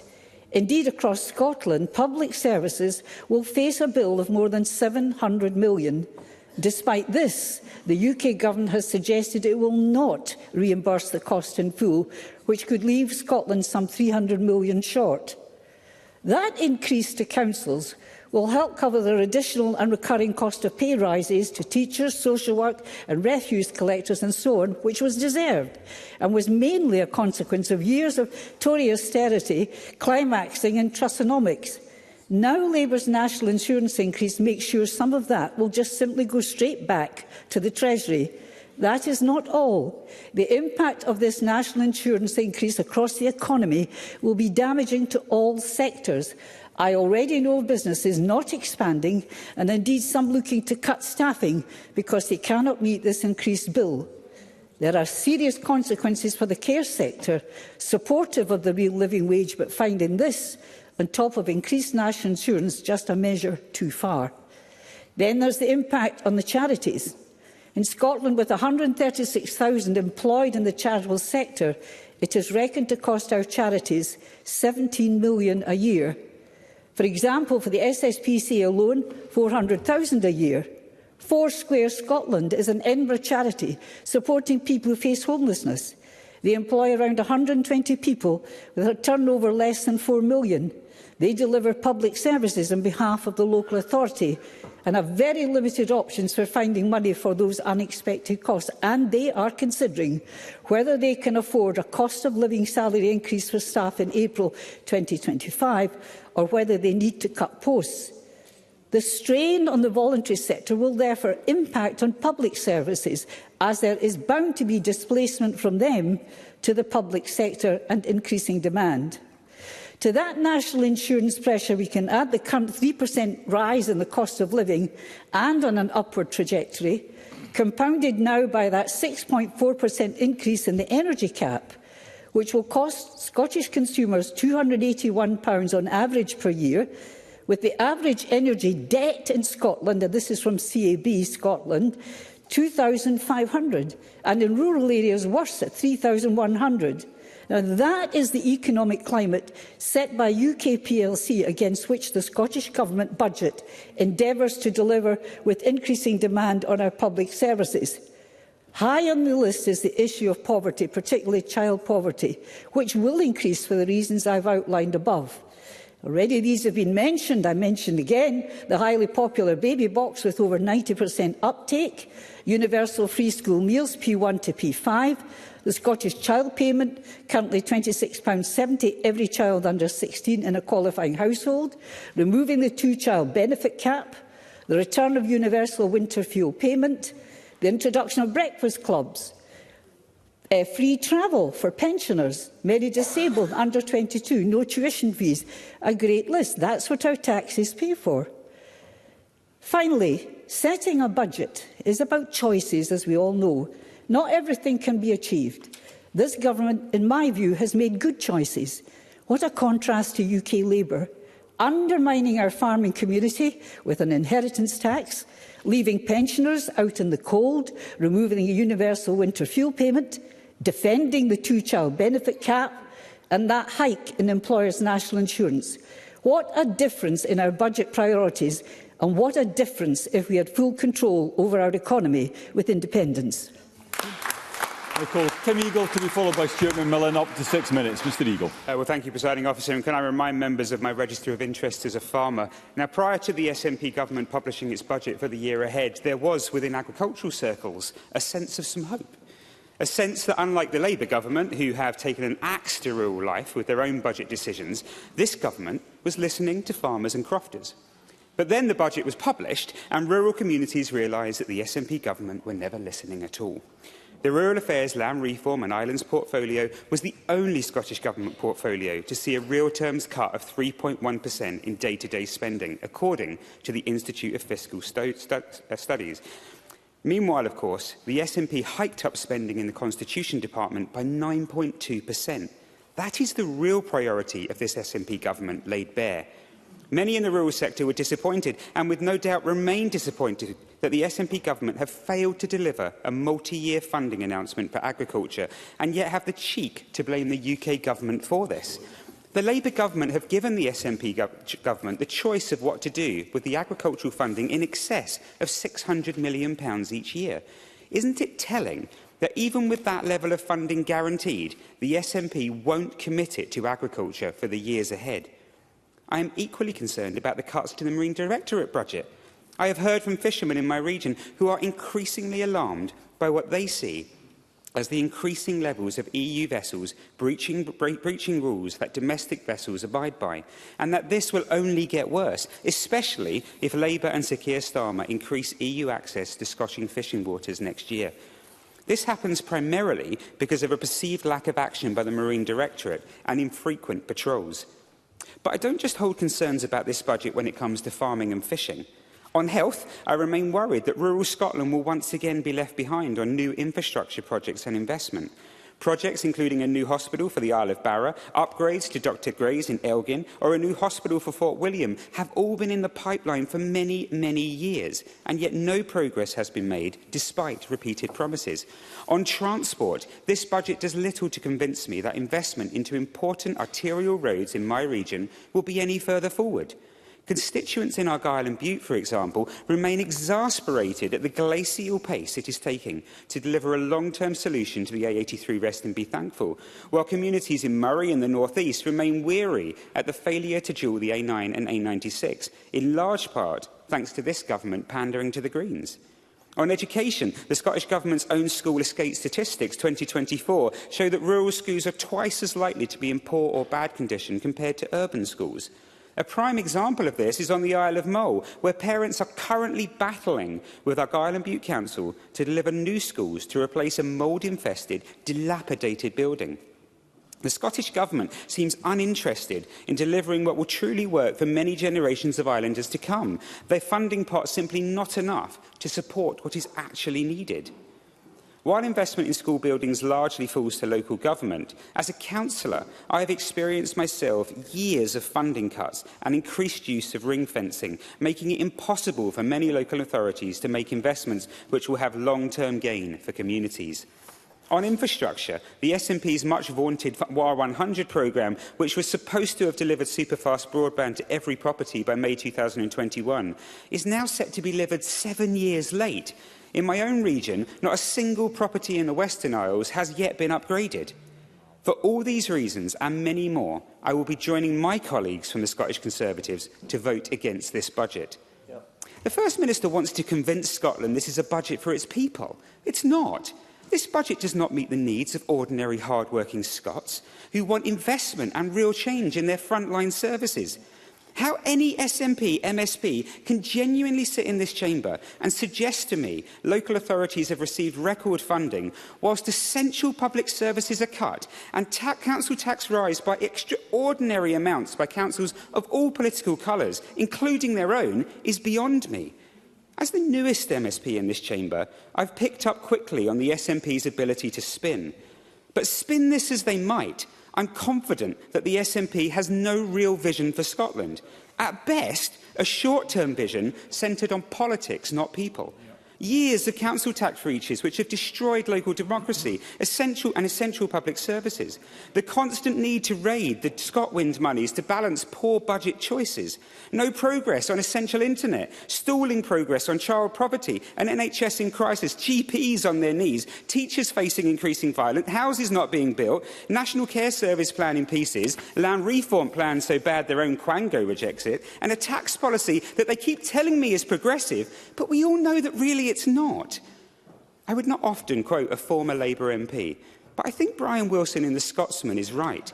The modus operandi of the SNP has and will always start with a headline and work backwards. The SNP will always play the politics first and worry later about making any real lasting difference. Presiding officer, they're upset because they know I'm speaking the truth. That's why they're quiet, presiding officer. That's the problem. Presiding officer, I am a Scottish Conservative because we sit on the side of taxpayers. We're the only party with common sense policies that meets the need of ordinary Scots with a desire to see growth, improvement in public services and, for once, a focus on real, lasting change. Thank you. Thank you, Mr Eagle. I now call Stuart McMillan to be followed by Sanders Golhani. Up to 6 minutes. Mr McMillan. Thank you very much, Presiding Officer. I actually quite enjoyed Tim Eagle's addition for the fringe comments a few moments ago. But I'm pleased that this budget will pass today. The First Minister has made clear his focus is on delivering on the people's priorities. That's eradicating child poverty, growing the economy, improving public services like our NHS, and also tackling the climate emergency. Now, the engagement from the Greens, the Lib Dems and Alba on this budget has been welcome, and it has provided a level of reassurance that the process would not be dragged out, which actually leads to a sense of uncertainty for local government, businesses and also the wider public. Now, I welcome the record £2 billion increase in frontline NHS spending, taking overall health and social care investment to £21 billion, including an increase in capital spending power of £139 million from 24-25. Brian Whittle, briefly. Very grateful for Stuart McMillan to take an intervention. It's not actually the health budget that I have a problem with, it's how the Scottish Government direct it. I wonder if the member doesn't recognise that it's the underinvestment in policies such as development and adoption of healthcare tech and AI, as well as the lack of investment in the ability to have people be active, that's actually causing the need to continually increase the budget. Stuart McMillan. Areas where Brian Whittle and I will actually agree on when it comes to aspects of health, and I do genuinely feel as if there can be more investment into the use of technology to help in terms of a preventative approach. But I would also gently remind Brian Whittle that we've had 14 years of Conservative austerity before 14 years of Conservative austerity before Labour also won the election, and they are continuing some of that austerity since they came into power last year. I also welcome the record £15 billion of local government to support the services that communities rely upon, committing to matching the UK Government by raising the earnings threshold for carers support payment and carers allowance to £196, providing £768 million for affordable homes, enabling over 8,000 new properties for social rent, mid-market rent and low-cost home ownership to be built this coming year, restoring the universal winter heating payment to every pensioner household, and developing the systems necessary to effectively scrap the impact of the two-child cap in 2026. And I want to highlight some other aspects of the budget. I welcome the additional £1 million for hospices, taking the total support to £5 million, as I know how challenging hospice funding actually is. Now, for Ardgibbon Hospice in one constituency, they advised me that it costs approximately £11,000 per day to run their services. This is why I do think we still do need to go further when it comes to hospice funding, and there's been a variety of colleagues from across the chamber who very much support a look and a thorough examination of hospice funding. Hospice finances, we know hospice finances are to be raided, like other finances that be raided by Labour's UK Government through the increased employers' national insurance contributions, demonstrating how decisions taken in Westminster impact devolved areas, especially financially. Now, as the Labour UK Health Secretary, Wes Streeting, stated last year, and I quote, "All roads lead back to Westminster." So the financial hit our public and third sector organisations are to attempt to deal with are the sole responsibility of the Labour UK Government. That's why I support the calls for the UK Government to fully fund this raid on third and public sector organisations. Inverclyde Council hasn't yet set its budget, and that's going to happen next week. However, the first 7.1% of any increase in council tax is Labour's tax to own. Another welcome announcement in the budget is the £158 million uplift for the education and skills portfolio, including additional investment and additional support for learning. Also, this will see an extra £28 million delivered through the local government settlement to improve support for children with additional support needs.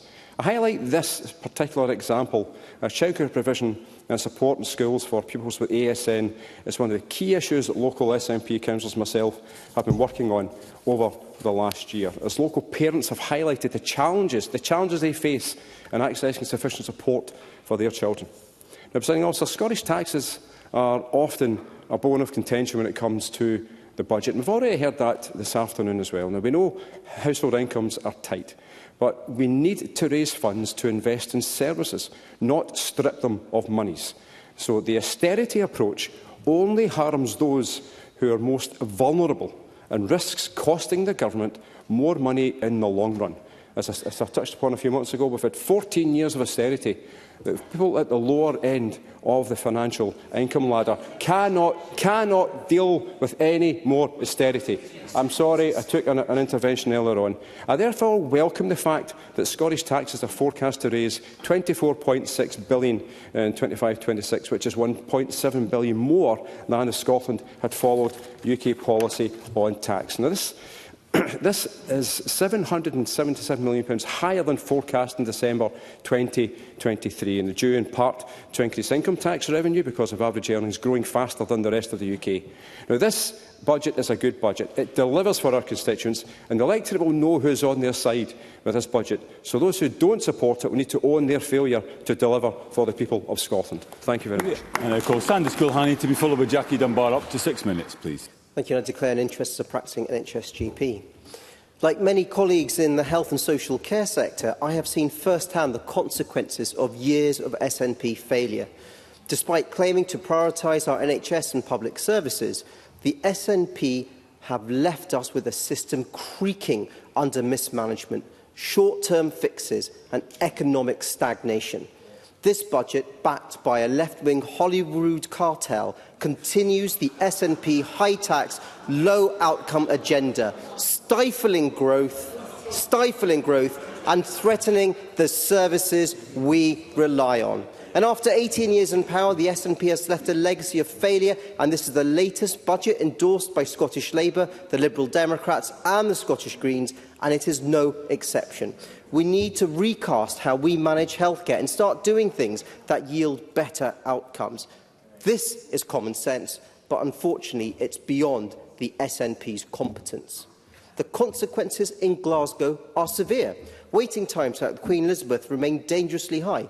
Glasgow's Royal Infirmary A&E is overwhelmed, and GP surgeries are struggling to cope with rising demand.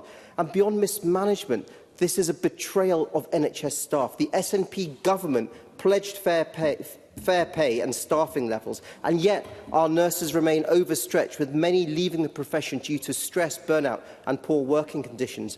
John Swinney and Neil Gray should be ashamed of themselves, betraying our nurses by not honouring their agreement over terms and conditions. They struck a deal and have turned their backs on our nurses. The root cause of all of these ills, it's economic mismanagement. The SNP has controlled income tax since 2017, yet its decisions have weakened Scotland's economy and tax base, despite forcing Scottish taxpayers to pay almost £1.7 billion more than they would under the UK system. The SNP budget is missing out on over £800 million due to sluggish economic growth. They call this progressive, but tell me what's progressive about losing revenue that would fund hospitals, social care, public services. The SNP spends way beyond its means while failing to generate growth. Nowhere is this clearer than when we look at SNP-controlled Glasgow City Council's financial crisis. Years of SNP government neglect, coupled with incompetent SNP councillors, have left Glasgow facing devastating cuts to local services. The council's debt soared to £1.6 billion, and the city is suffering.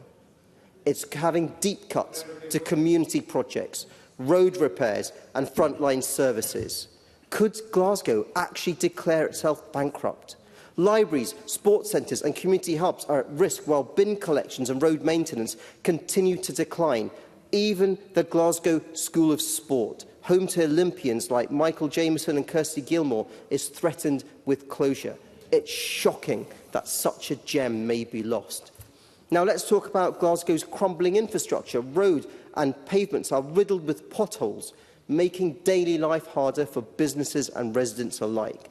The SNP's decision to exclude pubs and restaurants from UK government rates relief was an attack on Scotland's hospitality sector, businesses that create jobs and support local communities. The SNP's tax policies are not just damaging, they're absurd. Scotland now has an unnecessary complex tax system where those earning just £26,562 are considered rich by this SNP government, and they face higher rates than anywhere else in the UK. And for Glasgow, it's a disaster, with the city's financial sector struggling to attract talent, with fintech and banking companies warning that skilled professionals are being lured away to London and Manchester. And nowhere is SNP incompetence clearer than in social care. The sector is in crisis, yet this budget does nothing to address long-term structural problems. And while the SNP pours £800 million more into social security, far above forecasted levels, they fail to deliver funding models for social care. Donald McCaskill of Scottish Care has called this a budget that kills. In Glasgow, the crisis is dire. Care homes are stretched beyond capacity, leaving elderly residents waiting weeks, sometimes months, for support. Home care services are in chaos, with families struggling to secure helpful loved ones. Instead of improving services, the SNP increases dependency while stifling economic opportunity. There is another way. The Scottish Conservatives would cut income tax to 19%, for every taxpayer earning up to £43,662, delivering a fairer, simpler system that puts money back into people's pockets, encouraging growth. We would fully exempt pubs and restaurants from business rates.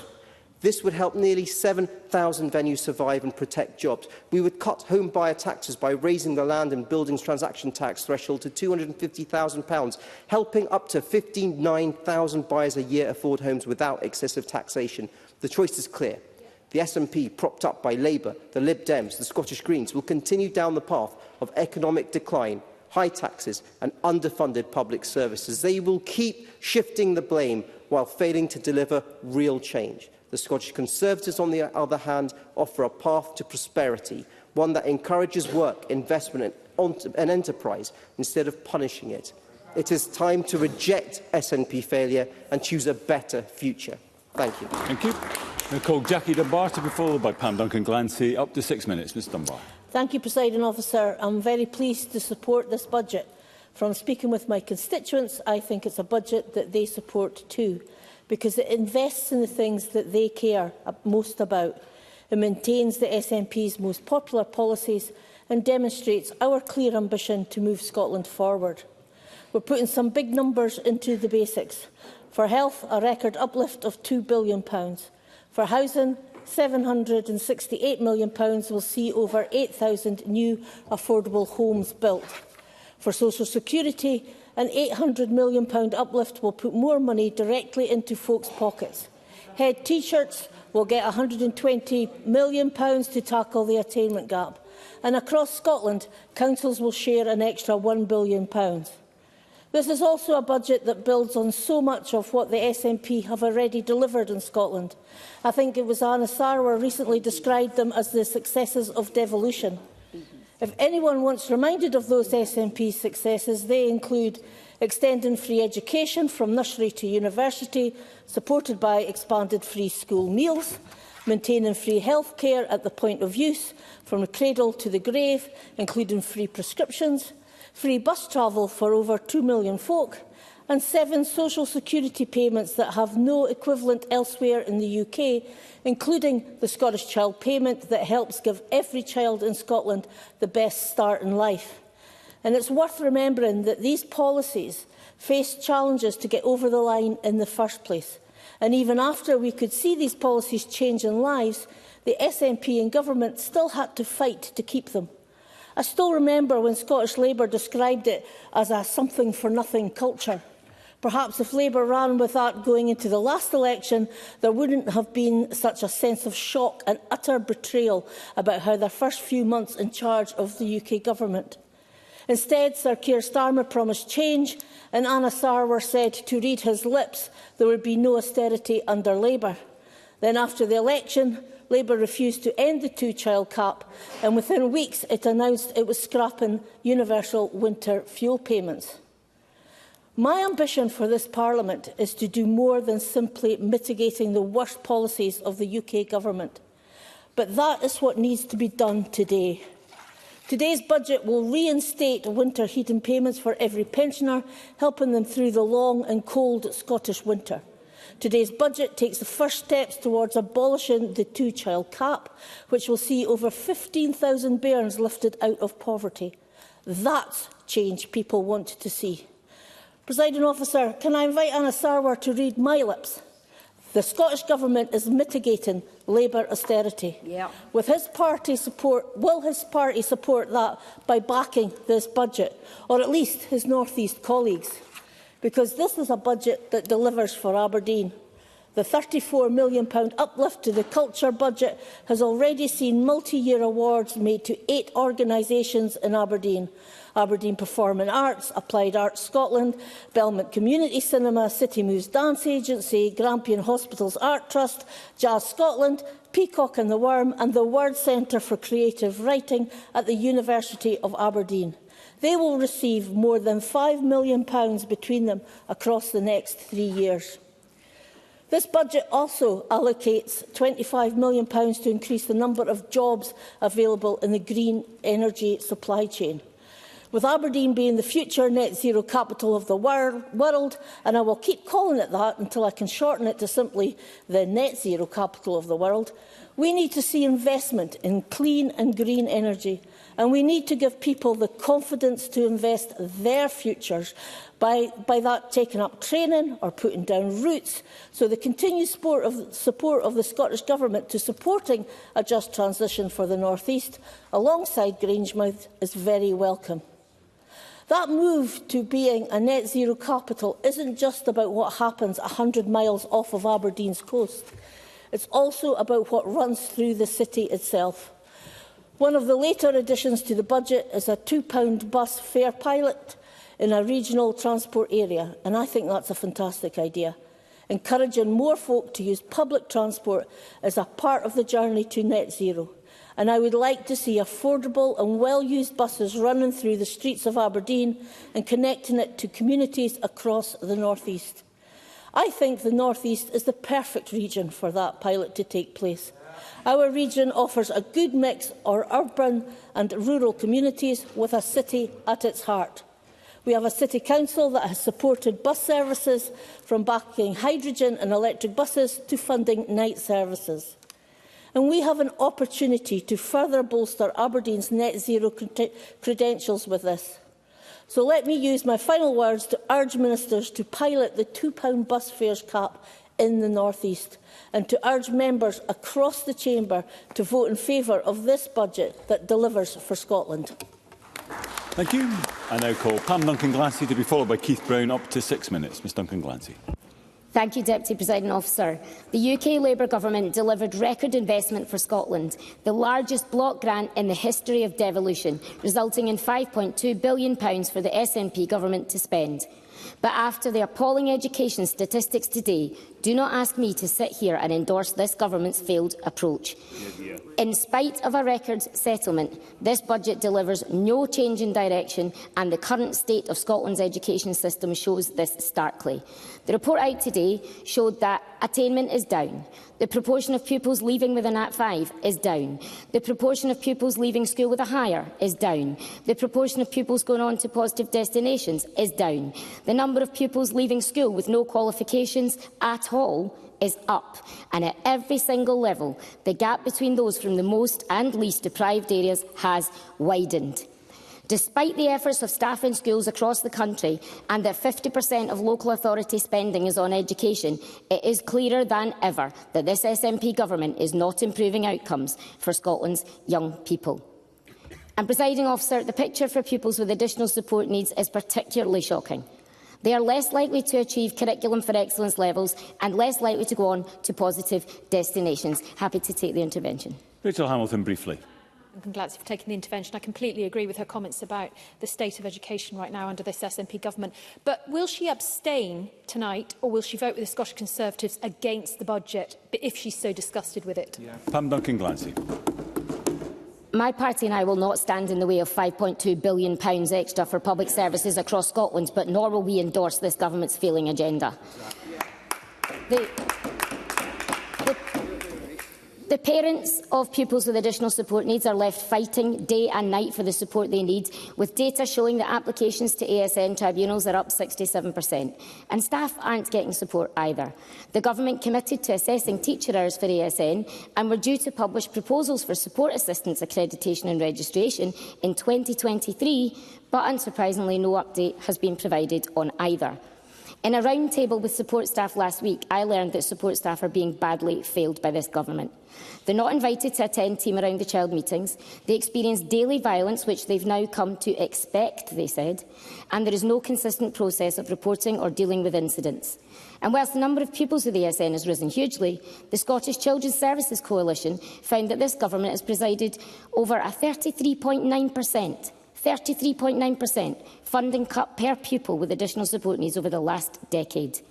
The government's back and forth with local authorities on teacher numbers has let them down too. Rather than use the opportunity of the £5.2 billion extra from the Labour government to deliver a properly resourced work plan for schools that recognises workload, fills vacancies in key subjects and geographies and gives newly qualified teachers jobs, they've presided over insecurity and uncertainty with the Back to the Future ambition of simply going back to 2023 levels of teacher numbers. It is no wonder the EIS said at the weekend that the SNP are in a visionless vacuum on education. And, Presiding Officer, despite claiming that colleges and universities are crucial to economic growth, the SNP have failed to change direction with this budget, handing them continued real terms cuts too. And that's having real-life consequences.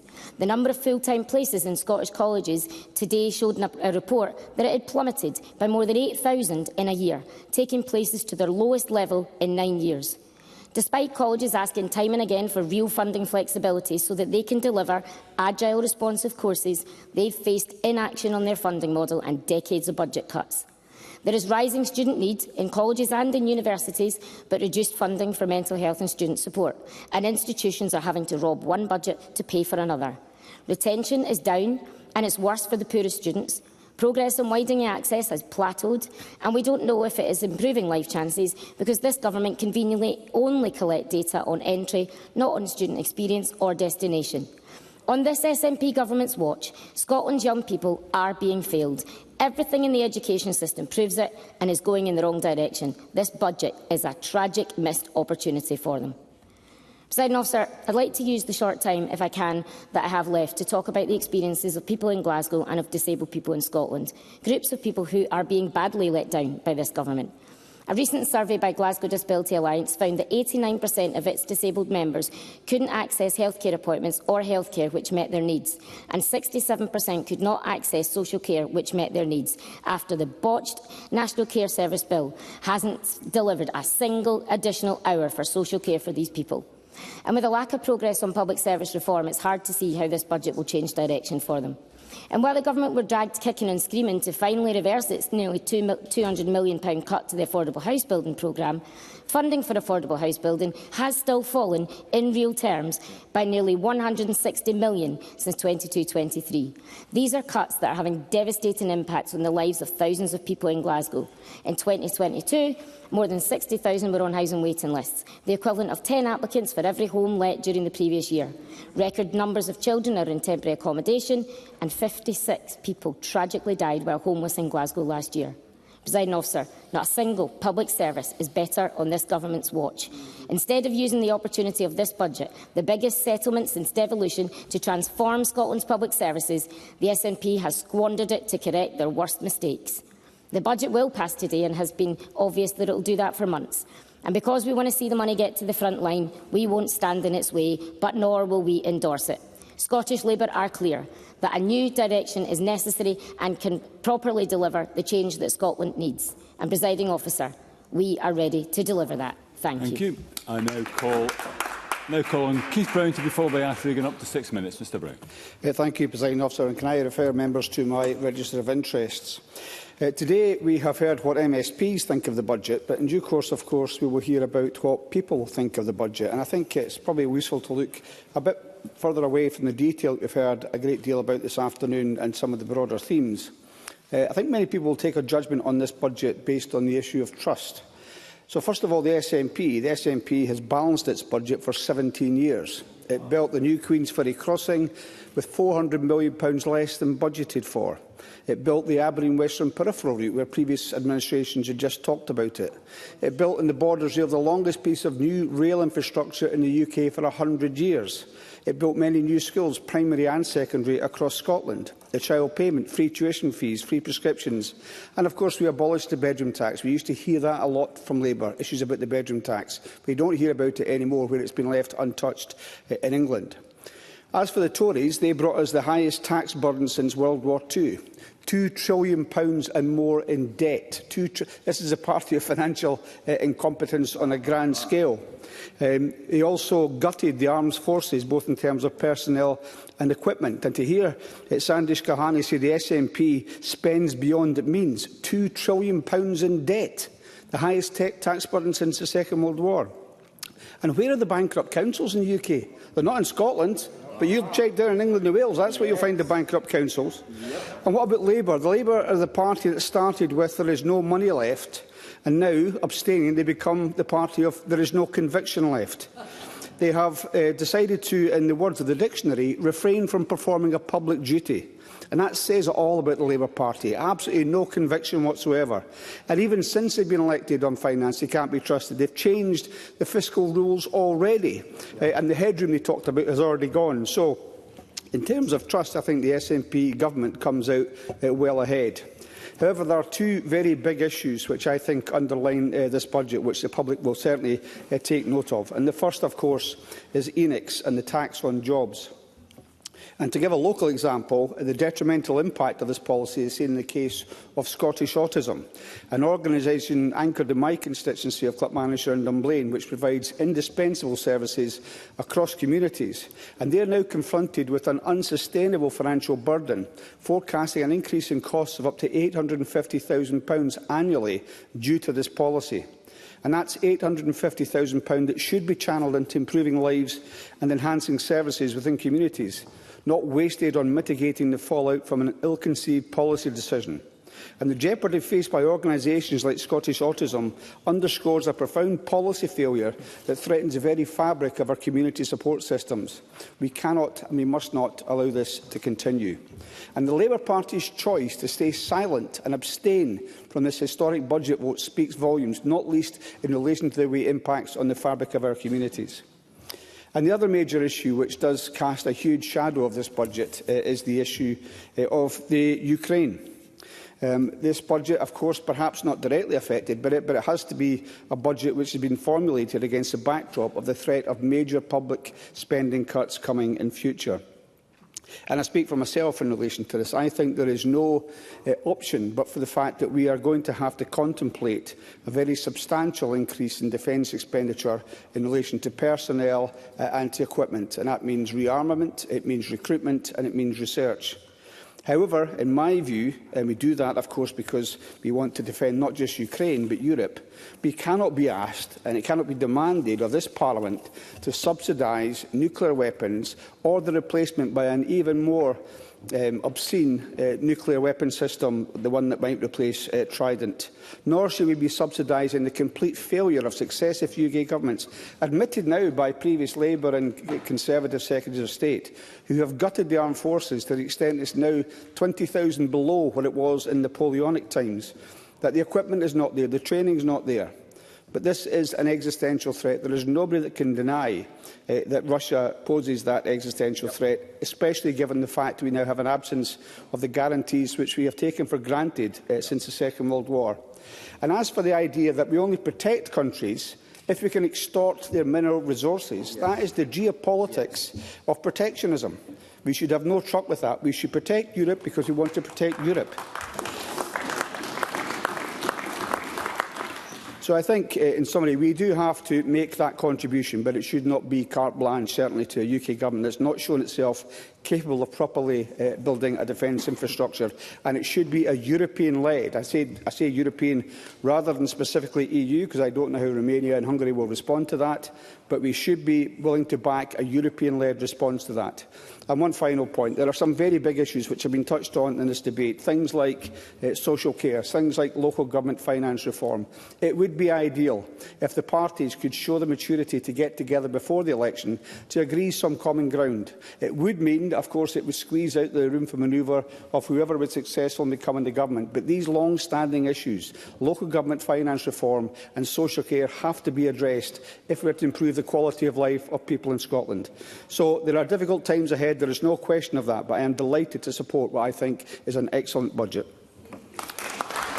Thank you, Mr Brown. I'm now going to take two final speakers briefly in the open debate. First, Ash Regan, to be followed by John Mason. Up to 2 minutes. Ms Regan. Thank you, Presiding Officer. This Scottish budget is a testament to what constructive politics can achieve and productive opposition delivers.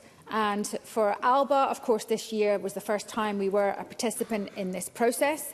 I believe delivering tangible benefits for some of Scotland's most vulnerable pensioners and also children by negotiating from a point of principle and protecting the most vulnerable in the face of the brutal decisions made by the UK Labour government is not just an economic choice. I believe it is a moral imperative. Alba's persistence has secured mitigations of enhanced heating support for pensioners this winter, in addition to the winter fuel payment for all pensioners next winter. Yet, until fuel poverty is consigned to the history books of our energy-abundant nation, we will not have yet done enough. And Westminster exchequers cannot continue the exploitation of Scotland's resources. They must instead start directly benefiting our people and our businesses. And with bigger thinking, we can push devolution to its limits, exposing the walls that stifle Scotland's ambition.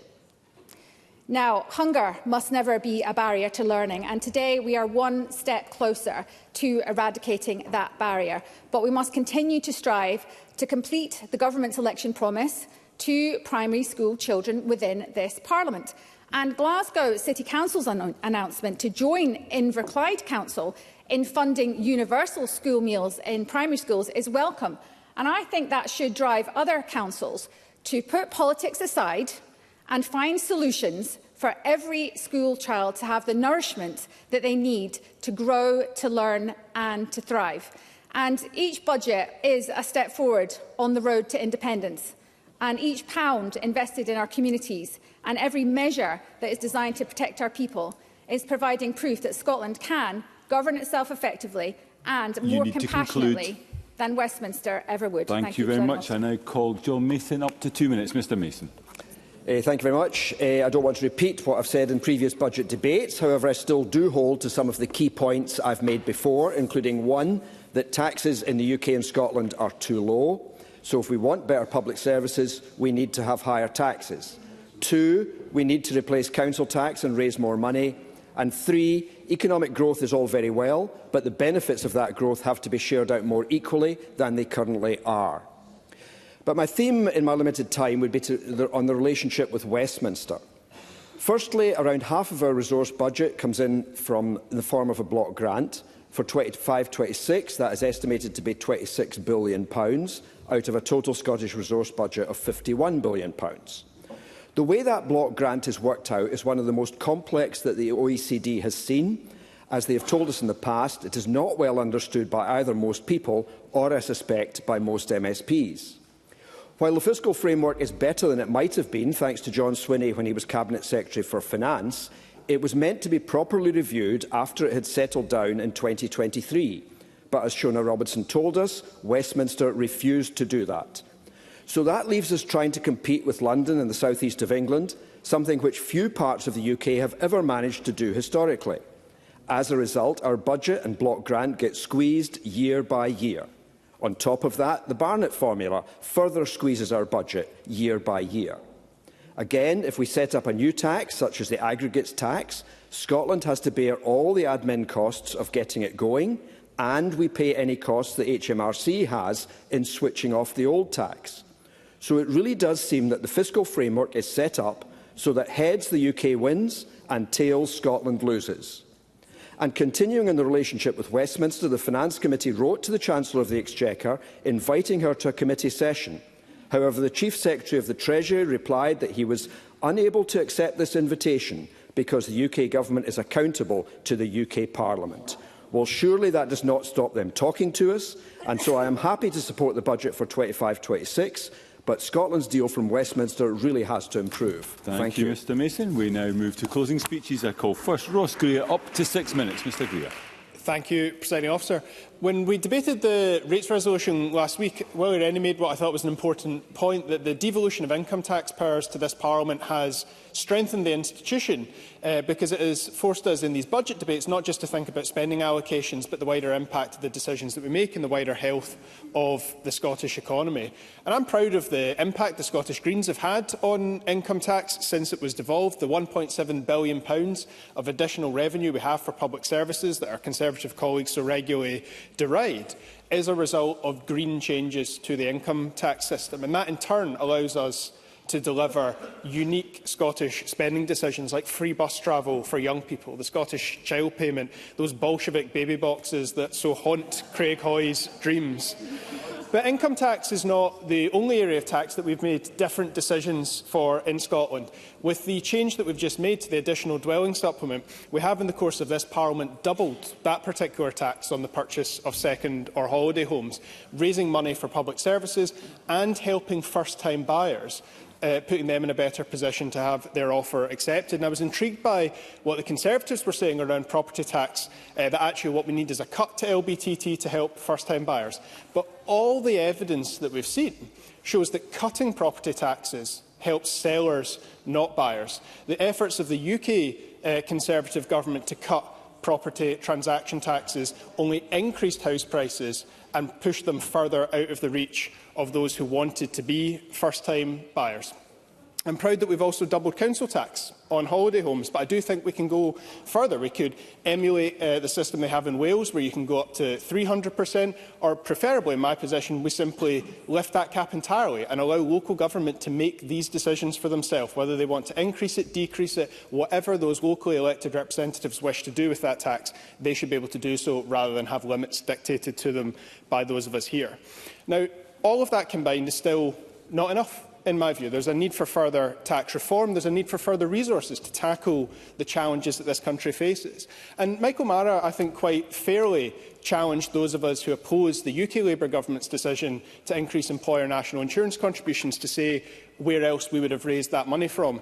I'm sure he's not surprised to hear, Labour colleagues are not surprised to hear that the Greens do have a range of alternative ways through which that money can be raised. For a start, sticking with national insurance contributions, if we remove the ridiculous reduction on those after the above 50 grand of earnings, that would raise something in the region of £10 billion. If we extended national insurance to investment income, that would raise billions more. If we closed the loophole in the oil and gas windfall tax that actually incentivises further exploration for more fossil fuels, that would raise £6 billion a year. If we equalised capital gains tax with the English income tax system, that would raise £16 billion. If we equalised it with the Scottish income tax system, it would raise even more. Of course, if we abolished the non-dom status that Labour promised to do before they were elected, that would raise £4 billion. But the UK Chancellor has said she won't do that after conversations with the group she referred to as the non-dom community, as if that was some kind of protected status. Being a multimillionaire or billionaire, going out of your way to avoid tax, made you deserving of a unique audience with a Labour Chancellor.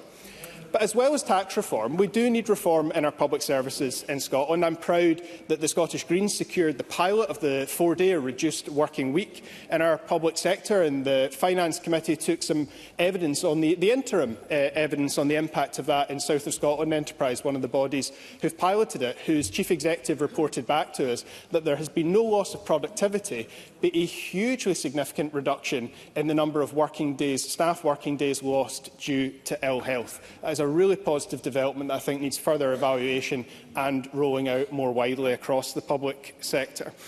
I was intrigued, though, by what Craig Hoy said about he used the, I think, incredibly inappropriate language of people languishing on benefits to talk about Scotland's, in his view, unaffordable social security bill, failing to acknowledge that a huge number of the people he's speaking about, indeed the majority of people he's speaking about, are either children or adults who are in work, something that the Conservatives consistently fail to acknowledge. And of course, the Conservatives' position on this seems to be that to get people into work, we need to cut social security. When after 14 years of Conservative cuts to the UK's social security safety net, that was absolutely not the result. The result was pain and misery for many of the most vulnerable people in our society, many of whom did want to return to work, but needed employability programmes, training and other support to be able to do so. They needed more support from the public sector, not for that essential safety net to be taken away from them. Now, I was interested in what Michael Mara said around this point that Labour wouldn't stand in the way of the £5.2 billion of additional spending the UK government has delivered. Now, in all of Labour's approach to this budget over the last few months, I think they have made a fair case as to the impact of Scottish Labour MPs at Westminster. I disagree with it, but it's a fair case.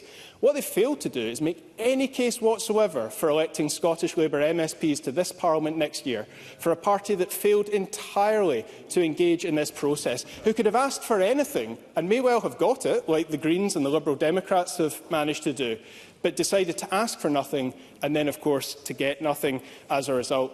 Compare that to what the Scottish Greens have done, Presiding Officer. We've delivered for people and planet. More children will be fed, our natural environment will be better protected, public transport will be cheaper as a result of our interventions. Surely that is exactly what we were all sent here to do. Thank you, Mr Gray. I now call on Daniel Johnson, up to 7 minutes. Mr Johnson. Thank you very much, Deputy Presiding Officer. And let me begin by responding directly to Ross Greer. Because the case for electing Labour MSPs, well, be written out in our manifesto, and I encourage him to read it. Maybe he should have been following what we were saying, because we don't aim to simply influence a budget. We want to set a budget as a Labour government after the elections in 2026.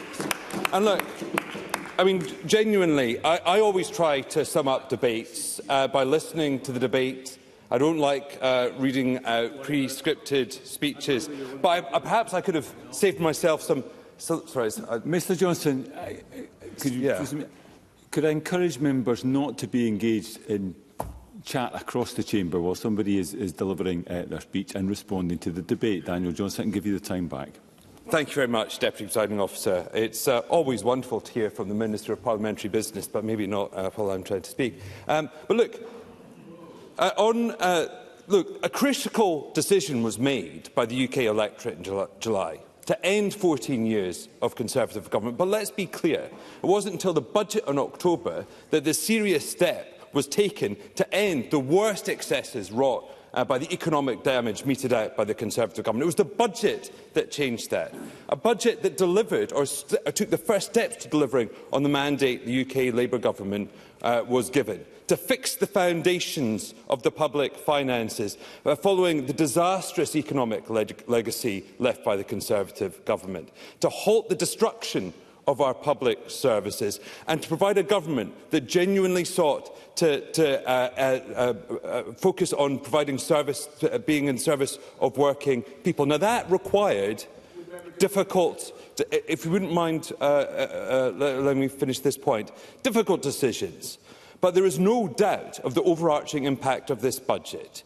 A massive injection of funding to our public services, £5.2 billion alone for Scotland. That is the very real difference that a Labour government can make. A real start. It is not the end point, but a start on alleviating the damage caused by the last 14 years of government. I'm happy to give way to John Mason. John Mason, briefly.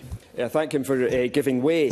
Would you accept that he goes on about the UK budget, but the Labour government knew what was coming in the UK budget? It wasn't a surprise. They were well warned, and they should have been more honest with the constituencies. Daniel Johnson. No. Let's be clear. There were issues that were known about. But as the correspondence between the Office of Budget Responsibility and the government laid clear, the full extent of that £22 billion black hole was not clear. It had not been laid bare. I mean, it was a black hole that needed addressed.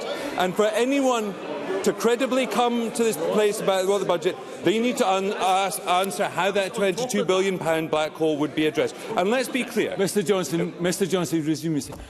I'll allow a bit of reaction to what is being said, but I will not have the front benches shouting at each other while Mr Johnson is trying to speak. Mr Johnson, continue. Yes, Deputy Presiding Officer, I could do more enough shouting by myself. I don't need any help. You're quite right. But look, it's not just the £5.2 billion. It has delivered the largest ever block grant, a 5.8% increase in the block grant alone, a total funding envelope available to the Scottish Government of £56 billion, resource spending alone at £49.8 billion, a 6% real terms increase. And those are the figures laid out very clearly by the Scottish Fiscal Commission. 6% real terms increase. That is the extra money that the Scottish Government has to spend.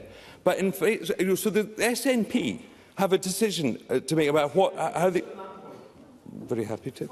Kenneth Gibson. The Scottish Fiscal Commission made it clear that the real terms increase was 0.8%, i.e. less than 1%, and this £5.2 billion is over 2 years, so you're talking as if it's going into next year's budget. Through the Chair, Mr Gibson. It's a real terms increase. If he wants to correct my numbers, they're right here. Resource funding real. Last year, £46.9 billion. This year, £49.8. I mean, I've done the maths. Maybe my calculator's wrong, Mr Gibson. Feel free to come back. But those are the numbers I am basing that on. But Mr Gibson, you've had an intervention. Please So 14 stop. years of Tory decline, 14 years of dismantling public services, 14 years of chaos and incompetence. That's what this budget set out to address. So when the Cabinet Secretary says you must will the end, to will the ends you must will the means, what did her colleagues do? Did they vote to end those 14 years of decline? Did they vote for the record increase in funding? Did they vote for those things? Did any of them? And it wasn't 9 of them that voted for it, it was none. None, not 9. So, frankly, that argument has absolutely no coherence whatsoever. Happy to give way to Mr Greer. Ross Greer, briefly. I'm grateful to the member for taking the intervention, and I accept the premises outlining that the UK Government delivered a funding increase to the Scottish Government, but he challenged me to read Labour's manifesto for the next election. What about Labour's manifesto that elected every Labour member here today? Was there not a single policy in that manifesto that they could have gone to the Scottish Government and asked for in this budget? Why did they ask for nothing? I just don't understand. Daniel Johnson. So look, we will not stand in the way of the much-needed additional funding, but you cannot simply carry on as this government has over the last 18 years, because we have had 18 years of decline in public services. 18 years of seeing our waiting list get worse. 1 in 6 Scots on waiting lists. Education sliding down the rankings. And I think my colleague Pam Duncan-Glancy set out very clearly, because just today we've seen that attainment is down. The number of children leaving school with hires, down. The number of young people going to positive destinations, down. That's the consequences of 18 years of SNP. And will we support that? No, we will not. Which is why we will not block the funding going into the Scottish Finance. But we cannot support the record of this government, because we need reform. We need Scots to have public services that serve their interests. And for the third time of asking, can we have a bit of respect for the person who is on their feet, Daniel Johnson, and begin to wind up? Thank you very much, Deputy Presiding Officer. I'm grateful. I know it's hard for members to have respect for what I'm saying, but I'm clear I'm getting them very excited. But critically, if the SNP arguments this afternoon were to have any credibility, they would come forward with alternatives to the measures set out in the UK Labour budget, but they have had none. None. I don't think we have had a word this afternoon of what they might do. We certainly haven't heard them repeat the First Minister's claims that we should equalise tax rates, because we know that would lead to £636 million lost from the Scottish budget. Nor have we heard them repeat their claims that they made during the general election, that we should borrow more. I don't think anyone could credibly claim that they're doing that. Frankly, the SNP are out of credibility on the budget that was passed, and out of credibility because they simply have no alternatives, nothing to say. This budget is important, an important step. It will see increases in revenue available to our public services thanks to that £5.2 billion in the block grant. But what Scotland needs is not just simply an increase in funding. It needs a new direction that can only be delivered by a Scottish Labour government. Thank you very much indeed. And I call Liz Smith up to 8 minutes. Ms Smith. Gosh, how I will miss these debates.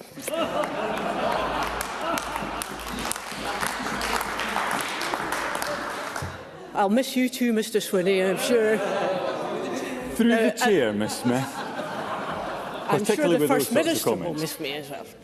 Now, as Craig Hoy rightly pointed out at the very start of this budget process, it has exposed a fundamental divide in Scottish politics between those who prioritise economic growth in order to stimulate investment, create jobs, encourage aspiration and, crucially, increase both the tax base and tax revenues that we obviously need for our public services, and those who believe in the big state and a higher tax agenda, so that the government can take more of the public's money and spend it without, in our view, having due regard for the impact that that has on the wider economy. And if ever there was any evidence about this lack of regard for the wider implications, I think we can go back to the Information Commissioner's remarks last week, where he said that our 130 or so quangos is now costing £6.6 billion a year.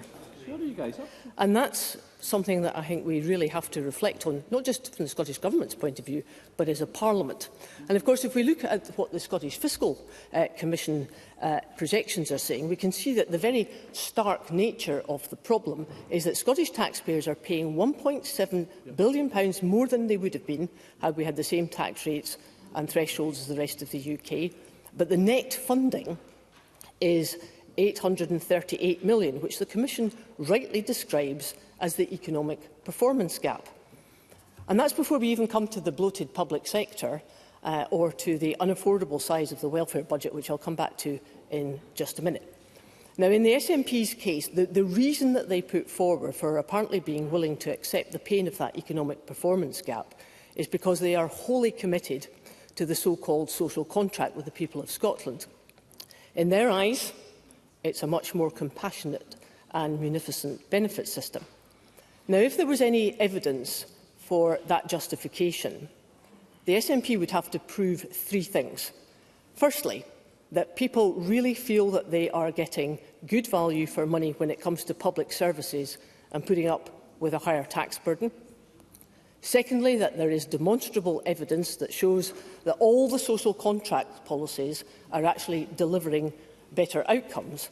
And thirdly, and perhaps most importantly, that they have enough money coming in to pay for that social contract. And of course, as Craig Hoy rightly, yes, just a minute, Craig Hoy rightly identified why that is not the case. I'll give way to the Cabinet Secretary.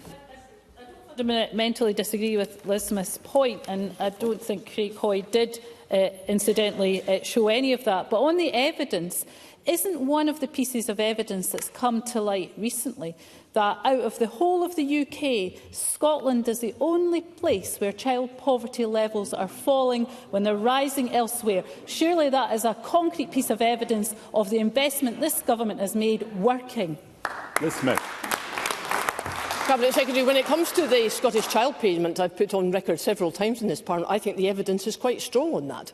But is that the case for all the policies within the social contract? And I'm sorry to say the evidence is just not there to prove that. And with due respect to both yourself, Cabinet Secretary, and the Cabinet Secretary for Social Justice, I've been asking for several weeks now, in fact months now, as to where you feel that the justification is when it comes to the extra additions, the percentage changes to some of that social security budget. It's far in excess of what's happening in the other parts of the UK, and we simply can't afford what that sum total is. And I believe the Scottish Government understands this. I think you know that that's what the problem is. Through the Chair, please. And therefore, when you're making that agreement with the Scottish Fiscal Commission, I think, Cabinet Secretary, you have to be very honest about the financial burden that this is putting on the Scottish economy. That's the main problem. Always through the Chair, Ms Smith. First Minister. I'm grateful to Liz Smith for giving way, and let me just put on record that I will miss Liz Smith's contributions to this Parliament, and I welcome the contribution that she's made over the years.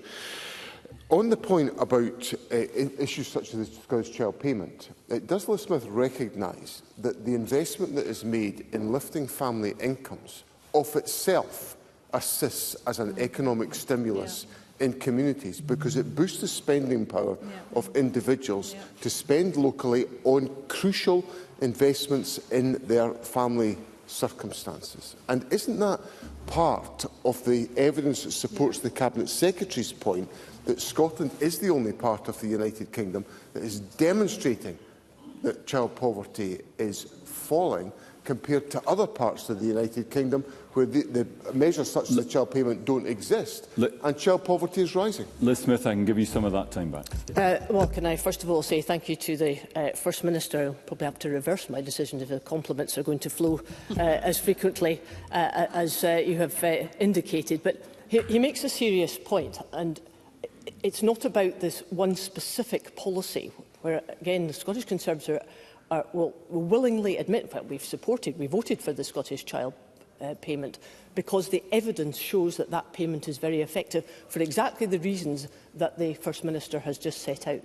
Does that analysis pertain in the other policies? And I'm sorry to say that is not the case, because we can put on record in several dialogues within the Finance Committee, Social Justice Committee, where that evidence is not forthcoming. That's the point. Is the First Minister going to intervene again?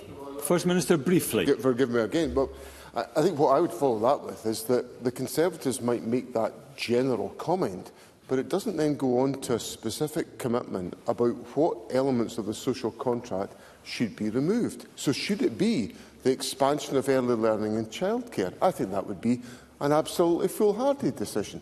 Should it be the reintroduction of tuition fees? I think that would be a foolhardy decision. We've made huge progress in terms of access to higher education. First so the Minister, challenge briefly. for the Conservatives is at what point will they spell out where the swinging cuts are going to be made? Liz Smith. Well, just to finish on the point, First Minister, I've been asking for quite some time whether it is essential that we have quite so many people on the social security benefit for such a long period of time, because the caseload in Scotland is much longer than it is in other parts of the UK. That in itself would save quite a lot of money.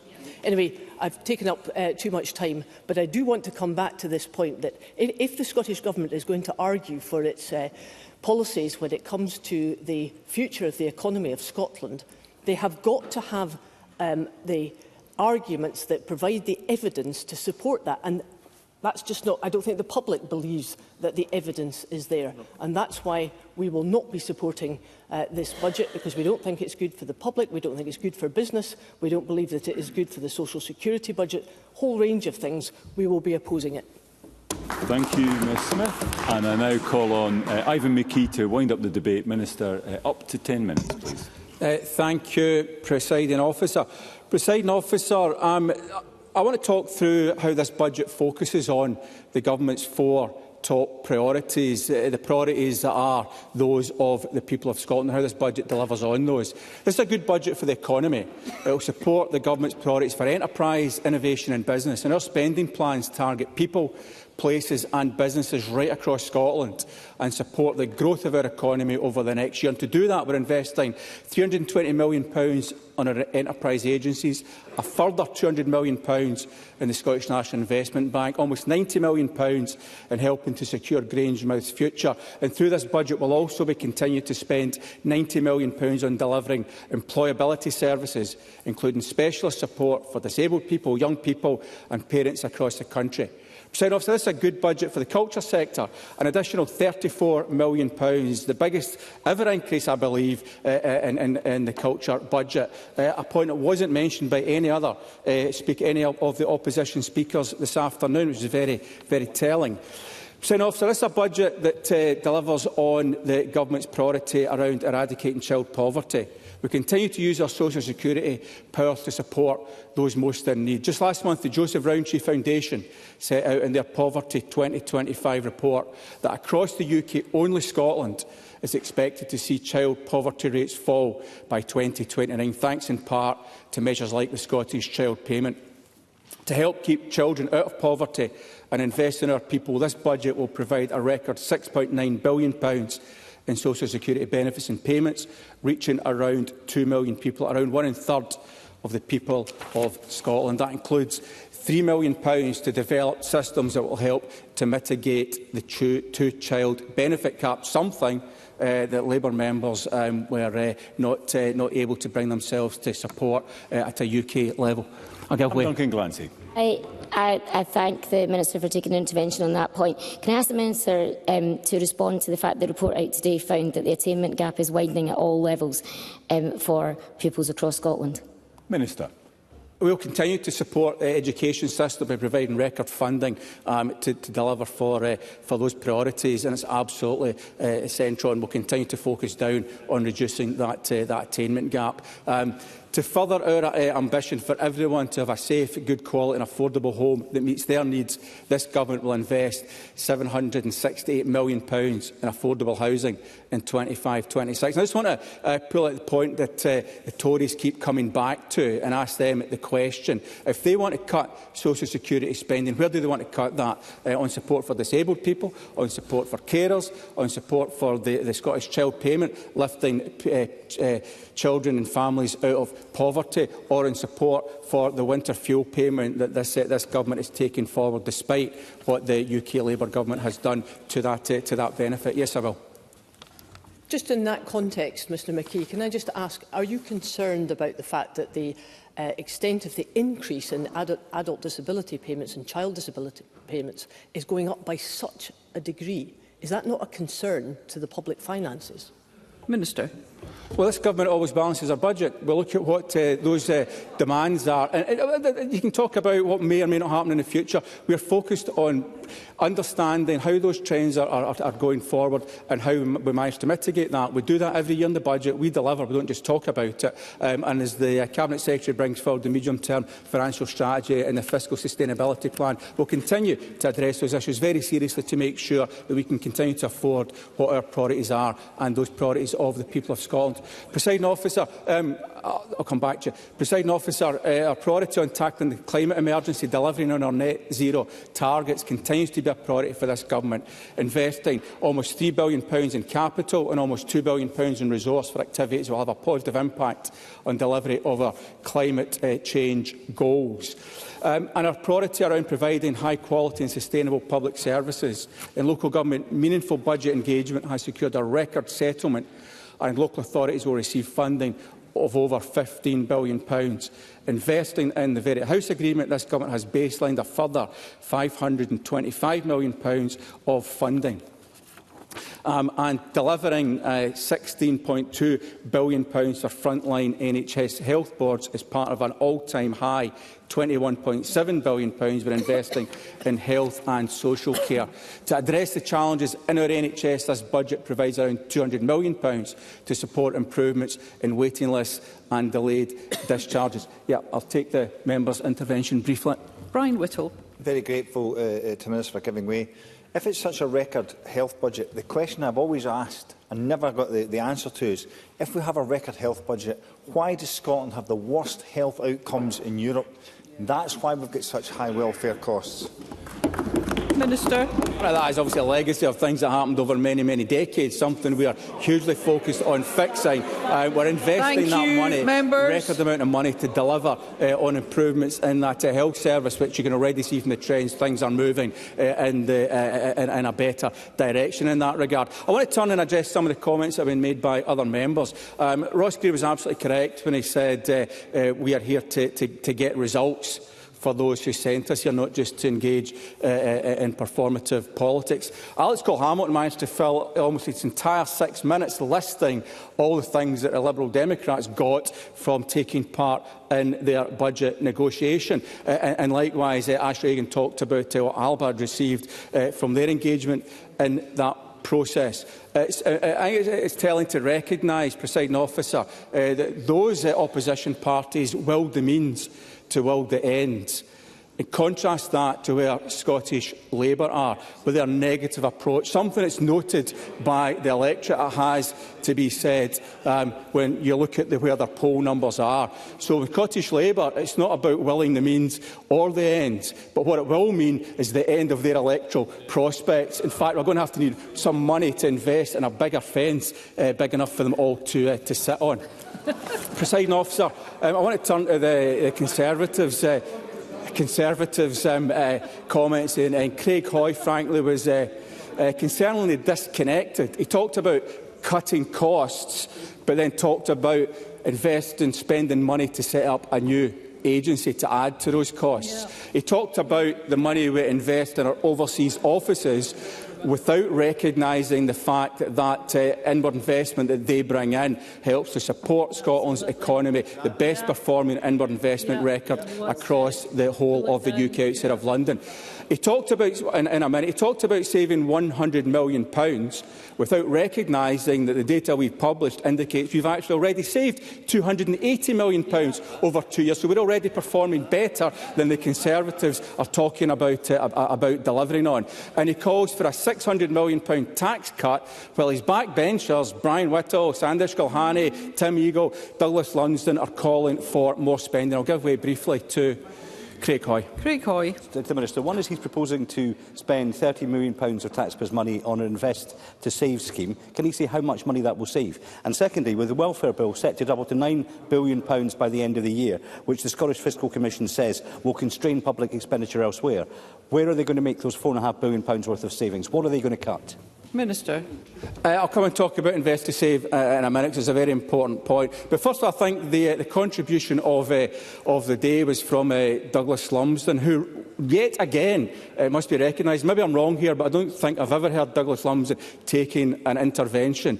And all I was going to ask him was about how many jars of honey are sold in the canteen, something he's hugely interested in, and he spent £100,000 on trying to find out the answer to these critical questions. So when it comes to jars of honey, it's a monster of a question, Mr Lumsden.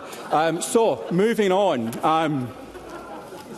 Public service reform. I've got to let Christine Graham know that I am indeed not. Let's hear the Minister. Something that I can confirm. The Public Service Reform Summit I led just last week brought together 150 representatives from public bodies, local government, third sector and the wider economy to take forward further work on that critical agenda, focused on prevention, focused on delivering further efficiencies, focused on connecting and integrating our public services across the country. It set out our vision and expectations and invited public leaders to come together to inform that strategy, and that work will be continued as we drive best practice across the system. On Invest to Save specifically, of course we don't know the answer to that question yet. The whole point is we've put out that fund to stimulate bids to come forward from public bodies, from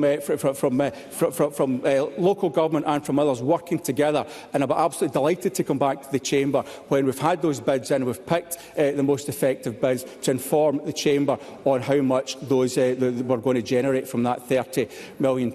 In conclusion, Presiding Officer, this 25-26 budget supports our vital public services, delivers on our key priorities, supports those who need it the most and maintains our social contract with the people of Scotland, delivering a range of benefits not available elsewhere. In bringing forward a budget by Scotland, for Scotland, we have worked in a positive and constructive manner across the Chamber to deliver solutions for Scotland. Through seeking compromise, we are delivering a budget that will strengthen services and support our communities.